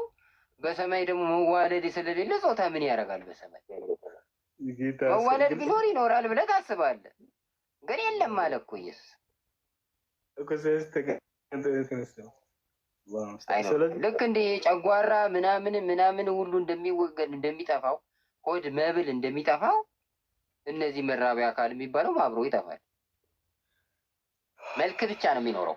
የእግዚአብሔር መልክ ነው ስለሆንክ። ምን አይነት ቅርጽ ነው ይዛቸው የምትኖሩት እዛ? ልክ እንዳሁን ምድር ላይ እንዳለ ነው አይነት ቅርጽ ነው? አዎ ስጋና አጥንት አይደለም፣ ግን እንደ ረቂቅ አካል ሆኖ ስጋና አጥንት ያልሆነ ልክ ይህንን የመሰለ ማለት ነው። ምን አይነት? አሁን እንዳለው ማለት ነው። እኔ እኮ ስጋና አጥንት ነው፣ ግን መልካችን ቀይ፣ ጥቁር፣ ነጭ ምናምን የሚባል የለም። ተመሳሳይ ነው የሚባል ነገር አለ። እሱ እንደዚህ አይነት ነገሮች አሉ። ግን ዞሮ ሰው ነው የምንመስለው። እንደዚህ ሰው በትክክል አይኔ ያለን ጆሮ ያለን ይህን ነገራችን አይወጣም። ስለዚህ እኮ አካል አለን ማለት ነው በዛ። ጾታ ግን የለም። የጾታ አካል ክፍል አይኖርም። ትቀመጣላችሁ አትቀመጡም? እዛ በገነት ውስጥ በመንግስተ ሰማያት ማለት ሽንት ቤት አይደለም መቀመጥ፣ ቁጭ እንደዚህ እንደ ያለ እንጂ እግዚአብሔር ይቀመጣል። እንኳን እኛ እግዚአብሔር ይቀመጣል። አዎ አብሯችሁ በገነት ውስጥ ይኖራል አይደል እግዚአብሔር? አዎ ይራመዳል እኮ። አንዳንዴ እኮ እግር እንደሌለው እንዳይራመድ ሊያደርጉት ይሞክራሉ። እሱ እንዴ መንሳፈፍ ስለቻለ አይራመድም ብሎ ነገር አለ እንዴ? መላእክት ይንሳፈፋሉ፣ ይራመዳሉ። እሺ እግዚአብሔር ጭንቅላት አለው አለው። ማስረጃ እንዴ በደንብ አድርገህ እኮ ጠቃቅሰለታል እኮ ለእፎይ እሱ ካደ እንጂ ማስረጃም ጠቅሳል። ራሱ አንተ ወንጌል የሰበከው አንተ ነብይ አለው እኮ ክዷል እሱ። እሺ መጽሐፍ ቅዱስ ላይ ከኦሪት ዘፍጥረት እስከ ራዕይ ድረስ እግዚአብሔር ጭንቅላት አለው የሚል ጥቅስ የለም። እሺ ራስ አለው ይላል እኮ የራሱም ጸጉር በረዶ የመሰለ ነው። ራስ አለው ጸጉር አለው እግዚአብሔር። እዚህ ሀገር ነው አሁን እዚህ ሀገር እግዚአብሔር የትኛው ነው? አብ ነው? ወልድ ነው? መንፈስ ቅዱስ? ሶስት እግዚአብሔር አካሎች ስላሉ አብን በዘመናት የሸመገለው የራሱም ጸጉር በረዶ ይመስላል ይላል። ከዛስ ወደ ዘመናት ወደ ሸመገለው የሰው ልጅ የሚመስለው መጣ ይላል ደግሞ ይላል። እዛ ላይ አብ የሚል የለም። አብ ነው ብለህ ስለምትረዳ ነው። እሺ እሱን እንለፍ። መንፈስ ቅዱስ ጭንቅላት አለው የሚል ጥቅስ አለ መጽሐፍ ቅዱስ ነው? መንፈስ ቅዱስ ብሎ ቃል በቃል አይልም። እግዚአብሔር እስካለ ድረስ እኮ እግዚአብሔር ደግሞ ሶስቱንም ይወክላል። በክርስትና ሶስቱም በአካል አንድ ናቸው። ኡስታዝ ሄዳለህ?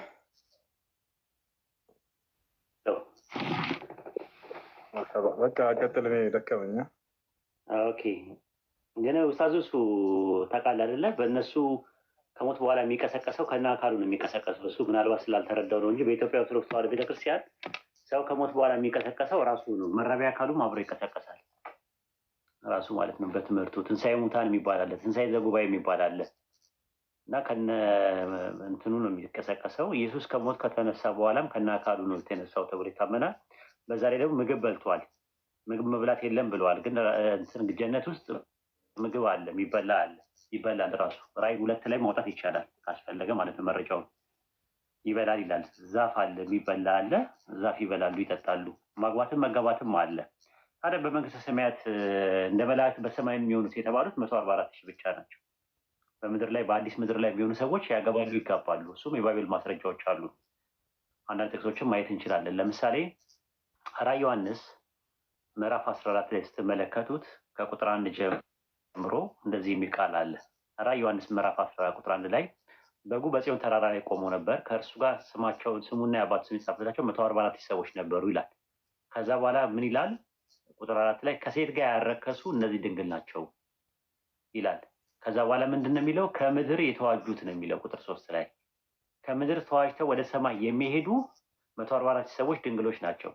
አያገቡም፣ አይጋቡም፣ እንደ መላእክት ነው የሚሆኑት።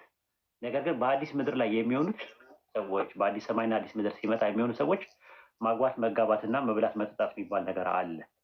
ያንን የቱ ጋር እናገኘዋለን? ትንቢተ ኢሳያስ ላይ እናገኘዋለን። ትንቢተ ኢሳያስ ምዕራፍ 65 ቁጥር 17 ላይ እነሆ አዲስ ሰማይና አዲስ ምድር እፈጥራለሁ፣ የቀደሙት አይታሰቡም፣ ወደ ልባዬ አይገቡም፣ በፈጠርኩት ደስ ይበላችሁ ካለ በኋላ ምንድነው?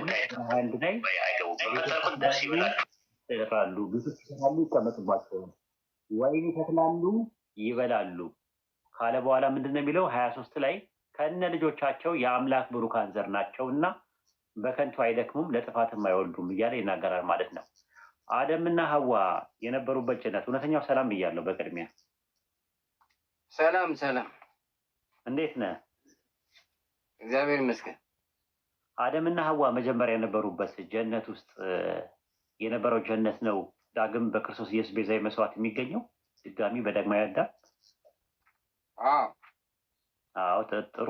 አደምና ሐዋ መጀመሪያ የነበሩበት ጀነት ውስጥ አደምና ሐዋ እዛ እያሉ ባልና ሚስት ነበሩ አልነበሩም? ባልና ሚስት ወንድና ሴት አድርጎ ፈጠራቸው ይላል እንጂ ግንኙነት አላረጉም። ሰባት ዓመት ሲኖሩ ባልና ሚስት ናቸው ወይስ አይደሉም? እዛ እያሉ ባልና ሚስት ነበሩ አልነበሩም?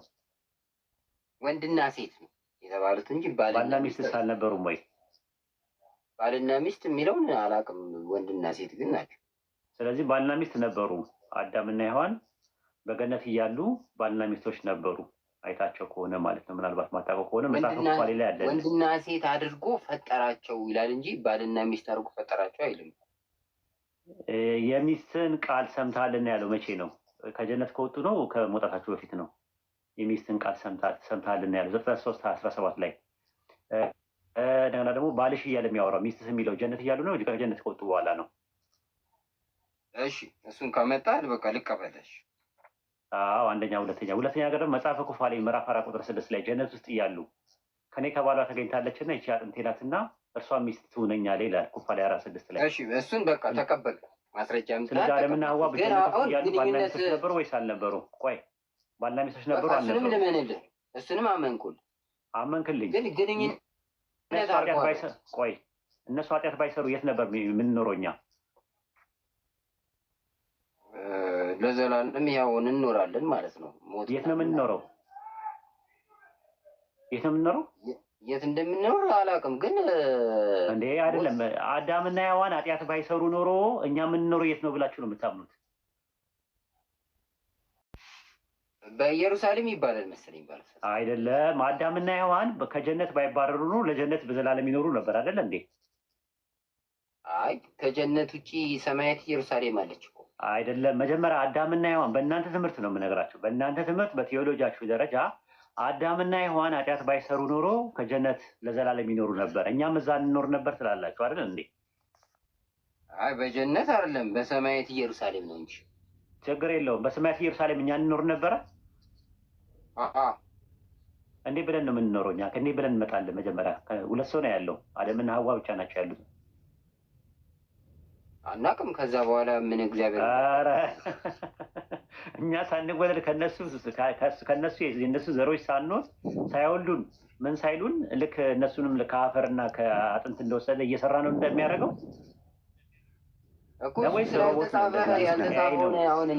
እንደዛ አይደለም ትምህርታችሁ። አደምና ሐዋ ኃጢአት ባይሰሩ ኖሮ እዛው ጀነቱ ሲኖሩ ነበር ማለት ነው። እና ይሄ ነው ያለው ነገር።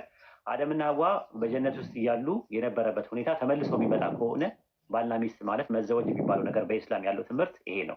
በተረፈ ስለ 144 ሺህ ነው የሚወጣው። በሰማዩ እንዳሉ መላእክት ይሆናሉ። 7 ዓመት በገነት ሲኖሩ ለምን አልወለዱም? 7 ዓመት በገነት ኖሩ የሚል አለ ባይብል ላይ። ኩፋሌ ላይ አለው። ምን ላይ? መጽሐፈ ኩፋሌ ላይ እንጃ እኔ አላውቅም። እሱን ታሳየኛለህ ካለ ታሳየኛለህ። እኔ አላውቅም። እኔ እስከማውቀው ድረስ አደምና ሐዋ የሚባሉት በጀነት ይኖሩ እንደነበረ፣ በኋላ ላይ ደግሞ ምንድን ነው መላእክቶች ራሳቸው መላእክቶች አያገቡም ይጋባሉ። መላእክቶች ከተሳሳቱ በኋላ ጥፋት ሰርተው የተጋቡ አሉ። መጀመሪያ ግን አይጋቡ ነበር። ስለዚህ አየህ ምድር ላይ ሲመጡ ይጋባሉ፣ ሰማይ ላይ ግን ከሆኑ አይጋቡም ነው ነጥቡ አይደል እንዴ? አይደለም። በመጋባትን ተመኙ። የሰው ልጆችን አይተው መጋባትን ተመኙ። ምኞታቸውን መላእክቶች ሰማይ ላይ እያሉ ያገባሉ ይጋባሉ። ምድር ላይ ግን ሰማይ ላይ እያሉ አያገቡም አይጋቡም። አዎ ምድር ላይ እያሉ ያገባሉ ይጋባሉ። ስለዚህ በሰማይ እንዳሉ መላእክት የሚሆኑት ለዛ ለትንሣኤ የተገባቸው ሰዎች አሉ። 144 ሺህ የሚባሉ ሰዎች አሉ እንጂ መላእክቶች እንደተጋቡ ከዛ በኋላ ጋብቻቸውን እንደከለከለ ለምን እንደተጋባችሁ ብሎ እንደቀጣቸው ይሁዳ 1:6 ላይ ይናገራል። መንራቸውን የተዉት እንጂ የራሳቸውን አለቅነት ያልጠበቁ መላእክት በዘላለም ፍርድ ተጠብቀዋል። እንዲሁ እንደነርሱ ዝሙትን ያደረጉ ሌላ ስጋ የተከተሉ ሶዶምና ጎሞራ አለ። እንዲሁ እንደነርሱ አለ እንደ መላእክቶቹ ዝሙትን አድርገዋል አለ ሶዶምና ጎሞራ የሚባሉ ሰዎች። ለምን ወንድና ወንድ ሴትና ሴት የሚባሉ ማለት ነው። ሁለተኛ ጴጥሮስ ምዕራፍ 2 ቁጥር 4 ላይም እግዚአብሔር ኃጢአት ላደረጉ መላእክት ይላል። መላእክቶች ኃጢአት እንዳደረጉ ይናገራል ማለት ነው። እና ከዚህ አንጻር ነው እንትን ያለው። አይ ቲንክ ስታወሩ በጣም እያዳመጥኳችሁ ነበር። ሌላ ደግሞ ያነሳው ነገር ነጥብ ምንድን ነው? የአጎት ልጅና የአክስት ልጅ ማግባት ሐላል እንደሆነ ታውቃለህ በእናንተ መጽሐፍ? ድሮ ችግር የለውም። ዘር ከጠፋ ምን ችግር አለው? ዘር ከበዛ በኋላ በሙሴ ሕግ ውስጥ የአጎት ልጅና የአክስት ልጅ መጋባት ሐላል ነው። አንደኛ ነገር የተከለከለ አይደለም። የተከለከሉ ዝምድና ተብለው የተከለከሉ የተዘረዘሩ ነገሮች አሉ። ማግባት የማይገባ ተብሎ የተከለከሉ ዘሌዋውያን 18:7 ላይ እናትን፣ የእንጀራ አባት፣ የእንጀራ እናት፣ እህትን፣ ልጅህን እና የልጅ ልጅህን፣ አክስትን፣ የአጎትን ሚስት፣ ምራትን ማለት ነው፣ የወንድም ሚስት፣ የሚስትን እህት ማግባት ተከልክሏል። የሚስትን እህት ማግባት ተከልክሏል። የአጎት ልጅና የአክስት ልጅ ግን እዚህ ውስጥ አልተካተተም። ለምሳሌ ዘሌዋውያን 18:6 ከእናንተ ማንም ሰው ኀፍረተ ሥጋውን ይገለጽ ዘንድ ወደ ዘመድ ሁሉ አይቀርብ ካለ በኋላ ዘመድም የተባሉትን ዘረዘረና ከዛ እዚህ ውስጥ ግን የአጎት ልጅና የአክስት ልጅ አልጨመረም። ባይሆን እንበረም የሚባለው የአጎቱ ልጅ ዮካብድን አግብቶ ነበር። ታውቃለህ? ኦሪት ዘጸአት 6:20 ላይ ኦሪት ዘጸአት 6:20 ላይ አግብቶ ነበር አይደል? በረም ያገባው ማን ነው ያገባው? ዋይድ ወደ ኋላ ተመለስ። አንድ ጊዜ ያልገባኝ ነገር አለ። መሀል ላይ ትልቅ አስፈላጊ ታብታብ አድርግ። ታች ወረድና ታብታብ አድርግ። ያልገባኝ ነገር ነበር። ታች ወረድ ታብታብ አድርግ። ስንጨርስ ትገባለህ። ኦኬ። እና ምንድነው እዚህ ጋር እንበረም ያገባው ማንን ነው? አላውቅም ብዙም ታሪኩን። የአጎቱን ልጅ አይደል ያገባው? ዮካብድን አይደል ያገባው? ኦሪት ዘጸአት 6:20 ላይ። ኦኬ። እንደገና ደግሞ እናንተ ማግባት ስትፈልጉ የአጎቶቻችሁ ልጆች አግቡም ብሏል ፈጣሪ። ኦሪት ዘኍልቍ ምዕራፍ 36 ቁጥር 10 ላይ ሙሴን እንዲህ ያለው አለ ማግባት ያለባችሁ ብሎ ያስቀመጠው እንዲሁ የሰላጴ ልጆች ሁሉ አደረጉ። የሰላጴ ልጆች አሉ ከአባታቸው ወንድሞች ልጆች ጋር ተጋቡ ይላል ባለው መሰረት እግዚአብሔር እንዳዘዘው። ኦኬ ግልጽ ነው። እንደዚህ ነው። ይሄ ነው ያለው። ሌላ ምንድን ነው የጠየቅከው? ሌላ ስሰማ ነበር ቅድም አልተመቸኝም። ብዙ ሚስት ማግባት መብላት መጠጣት ያልከው በገነት ውስጥ መብላት መጠጣት የለም። የሚገርም በቅዱሳት መጽሐፍት የለም አለ። ራዕየ ዮሐንስ ምዕራፍ 2 ላይ አለ። ራዕየ ዮሐንስ ምዕራፍ 2 ላይ በሽታ ነው የሚጠግቡት ነው ቁጥር 7 ላይ አይልም እንደዛ። ራዕየ ዮሐንስ ምዕራፍ 2 ቁጥር 7 ላይ ድል ለነሳው በአምላክ ገነት ካለው ከሕይወት ዛፍ እንዲበላ ሰጠዋለሁ አለ። እንዲበላ ይላል።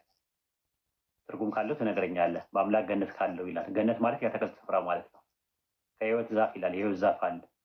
እዛ እንዲበላ ሰጠዋለሁ አለ። መብላት መጠጣት አለ። ምን መሰለህ አሁን ቀለሜንጦስ ላይ ምን ይላል መሰለህ? መብላት መጠጣት ይፈልጋሉ በገነት የሚኖሩ ግን በገነት ውስጥ ያሉት ዛፎች ሽታቸው የመብላት መጠጣት ፍላጎታቸውን ያጠፋቸዋል። በመዓዛቸው ብቻ ያጠግቧቸዋል።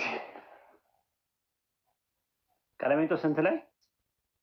ቀለሜንጦስ ምዕራፍ ከፍቼ ላሳይክ? አይ ንገረኝ። ከነገርከኝ ችግር የለውም። ቀለሜንጦስ 7 ቁጥር 25 ላይ 7 ቁጥር 25 ላይ አማርኛው ላይ ይለዋል። ጴጥሮስ ሆይ በገነት ክረምት የለም በጋም የለም፣ የዚህ ዓለም ፍትወት የለም። አየህ፣ ፍትወት የለም፣ መብል መጠጥ የለም። በዚችም በተመረጠችው እና በተቀደሰችው ገነት የሚኖሩ ቁጥር ስንት ላይ ነው ያለው? 7 ቁጥር ስንት ነው ያልከው? ቁጥር ስንት? 25 ኦኬ። ከዛ ምን ይላል መሰለህ? ቀለሜንጦስ በነገራችን ላይ ግሪከኛው ላይ እንደዛ የሚል የለም። ቀለሜንጦስ ክሌሜንት ይሄኛው ይለያል። የኛ ቀለሜንጦስ ይለያል። እናንተ ናቸው ያጨመራት። ግሪከኛው ላይ እንደዛ የለም። ብዙ ጊዜ ይጨመራል። ጨማሪ ሳይሆን መጽሐፉ ራሱ አጻጻፉ ልዩነት አለው። በቀደም ራሱ ኢብራን ቤት ቀለሜንጦስ ስለዚህ ቀለሜንጦስ የግሪከኛው ላይ የለም እንደዚህ የሚል ነገር ያለው እሱ አያግባባንም። ያው ሎካል ነው፣ ናሽናል አይደለም፣ ኢንተርናሽናል አይደለም። የመንደር ነው ማለት ነው። የሆነ ክልል ያለው ነገር ነው ማለት ነው። ገርላቱንም ምኑንም እኮ እናንተ የመንደር ነው የምትሉት። ዞሮ እኛ እስከተቀበልነው ድረስ አይ ቀለሜንጦስ የሚባለው መጽሐፍ አንደኛ ግሪክ አለ። ገርላት እኮ ሎካል ናቸው አብዛኛው። ሃጂግራፊካል፣ ካኖኒካል፣ ዲትሮኒካል እና አፖክሪፊካል የሚባል መጽሐፍቶች አሉ። ስለዚህ አሁን ገድል የሚባሉ ነገሮች እንደየሀገሩ ይለያያል። ገድል በገድልነቱ እንይዘዋለን።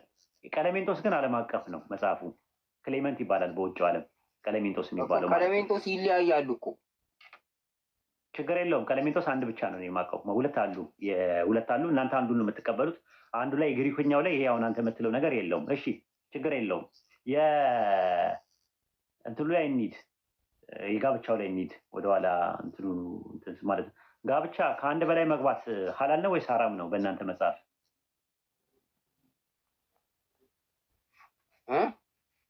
በእናንተ መጽሐፍ ከአንድ በላይ ሴትን ማግባት ከአንድ በላይ ሚስት ማግባት ሐላል ነው ወይስ ሐራም ነው?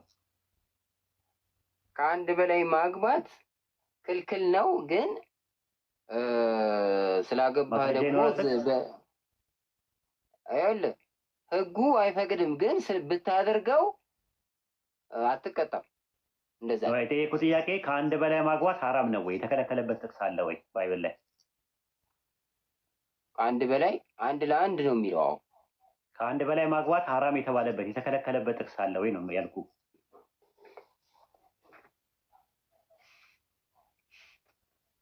የተከለከለበት ከአንድ በላይ አታግቡ ቀጥታ አታግቡ የሚል ቃል በቃል እንደዛ ሐራም ነው የተከለከለበት አለ ወይ?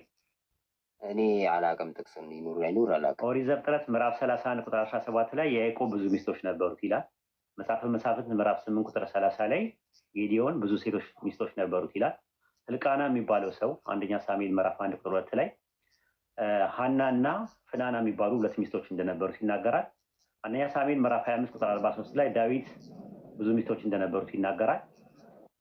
ሰለሞን አንደኛ ነገሥት ምዕራፍ 11 ቁጥር 3 ላይ 700 ሚስቶች እንደነበሩት ይናገራል። አሽሁር አንደኛ ዜና መዋዕል ምዕራፍ 4 ቁጥር 5 ላይ 4 ሚስቶች እንደነበሩት ተነግሯል። እነዚህ ቅዱሳን ሰዎች እና ነቢያቶች ከአንድ በላይ ሲያገቡ ፈጣሪ ለምንድን ነው ዝም ያለው? እኮ አሁን ዝም አለ ማለት ትክክለኛው ሕግ ይሄ ነው ማለት ግን አይደለም። እሺ ሐላል ያደረገበትን ጥቅስ እናምጣ። የተከለከለበትን አንተ ማምጣት አልቻልክም። ከአንድ በላይ ያገቡ ሰዎች አሉ። ከአንድ በላይ ሲያገቡ ግን ዝም ማለቱ ፈቀደላቸው ማለት ላይሆን ይችላል ካልክ ኦሪት ዘዳግም ምዕራፍ 21 ቁጥር 15 ላይ አንድ ሰው ሁለት ሚስቶች ፈቀደላቸው ማለት ተባከባቸው ፈቀደላቸው ማለት ነው። ፈቀደላቸው ማለት ነው ግን ትክክለኛ ነው ብሎ አይደለም። ግን የፈቀደላቸው ትክክለኛ ነው ብሎ ደግሞ ያጸደቀበት ልስጥህ። እስቲ እንግዲህ ኦሪት ዘዳግም ምዕራፍ 21 ቁጥር 15 ላይ አንድ ሰው ሁለት ሚስቶች ቢኖሩት ሁለቱንም ይንከባከብ ይላል።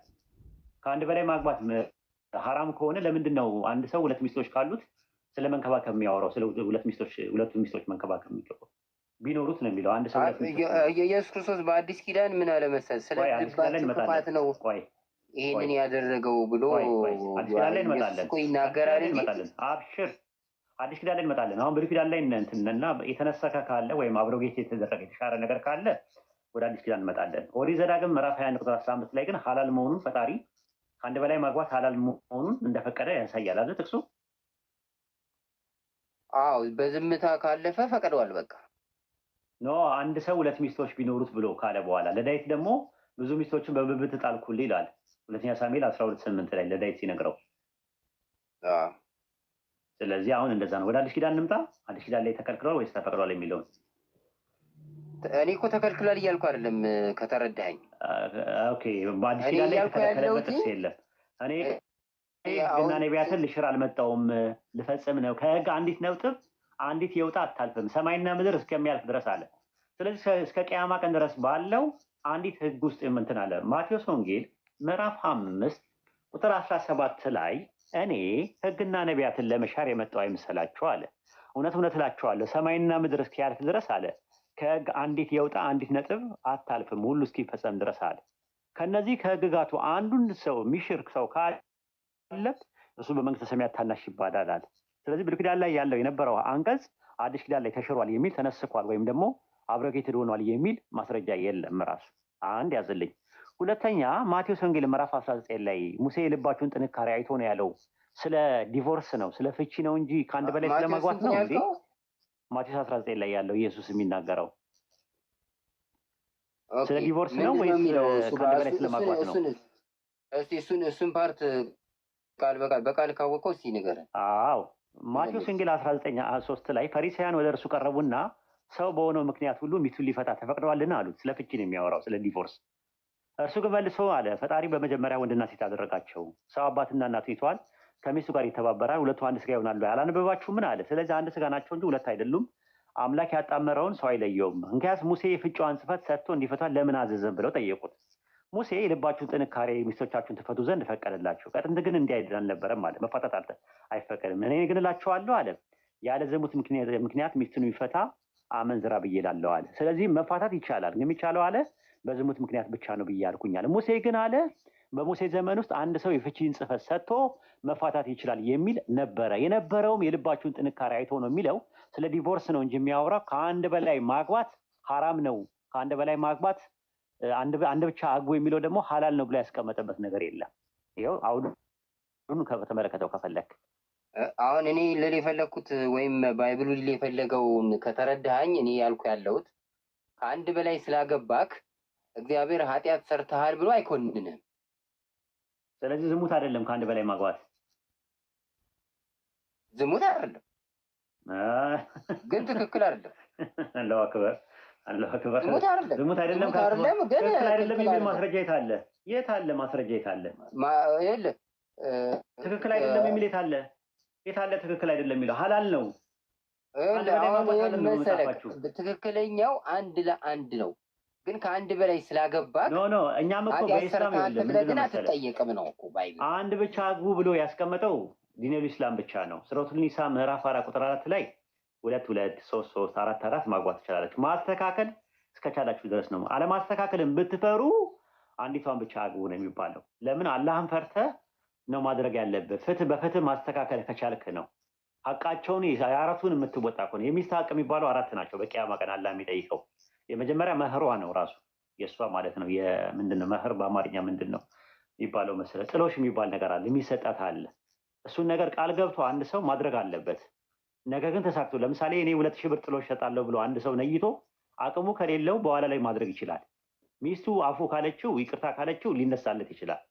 ነገር ግን 2000 ብር አግኝቶ ባይሰጣት እናንተን ባይላት እና ተራክቦ ቢያደርግ ግብሩን ካገኘበት ጊዜ ጀምሮ እንደዚህ ተቆጥሮ አላህ የቂያማ ቀን ይጠይቀዋል። አንድ የመጀመሪያውን ያዝልኝ። ሁለተኛ ነገር ደግሞ አላህ ባዘዛት መልካም ነገርና በከለከላት ክፉ ነገር ሊከለከላትና ሊያዛት ይገባል ብሎ ነው ያስቀመጠው። የሚስት ሐቅ ሁለተኛው ማለት ነው። ሶስተኛው ሊንከባከባት ያስፈልጋል። ስሜቷን በተመለከተ ሊንከባከባት፣ ሊያቅፋት፣ ሊስማት በደንብ አድርጎ ሊንከባከባት ይገባል። ሶስተኛው ማለት ነው። አራተኛው ደግሞ ሊያግዛት ይገባል። ቤት ውስጥ ባለው ነገር ሊያግዛት ይገባል ተብሎ ነው የተቀመጠው። ሶስተኛው ማለት ነው። አራተኛውና እንግዲህ የጠቀስኩልህ 4 ነገሮች ጠቅሼልሃለሁ። የመጀመሪያ መህሯ ነው። ሁለተኛ ነገር እንዳልኩ የአላህ ባዘዛት መልካም ነገርና በከለከላት ክፉ ነገር ሊከለክላትና ሊያዛት ይገባል። ሶስተኛ ሊንከባከባት ይገባል። አራተኛ ሊያግዛት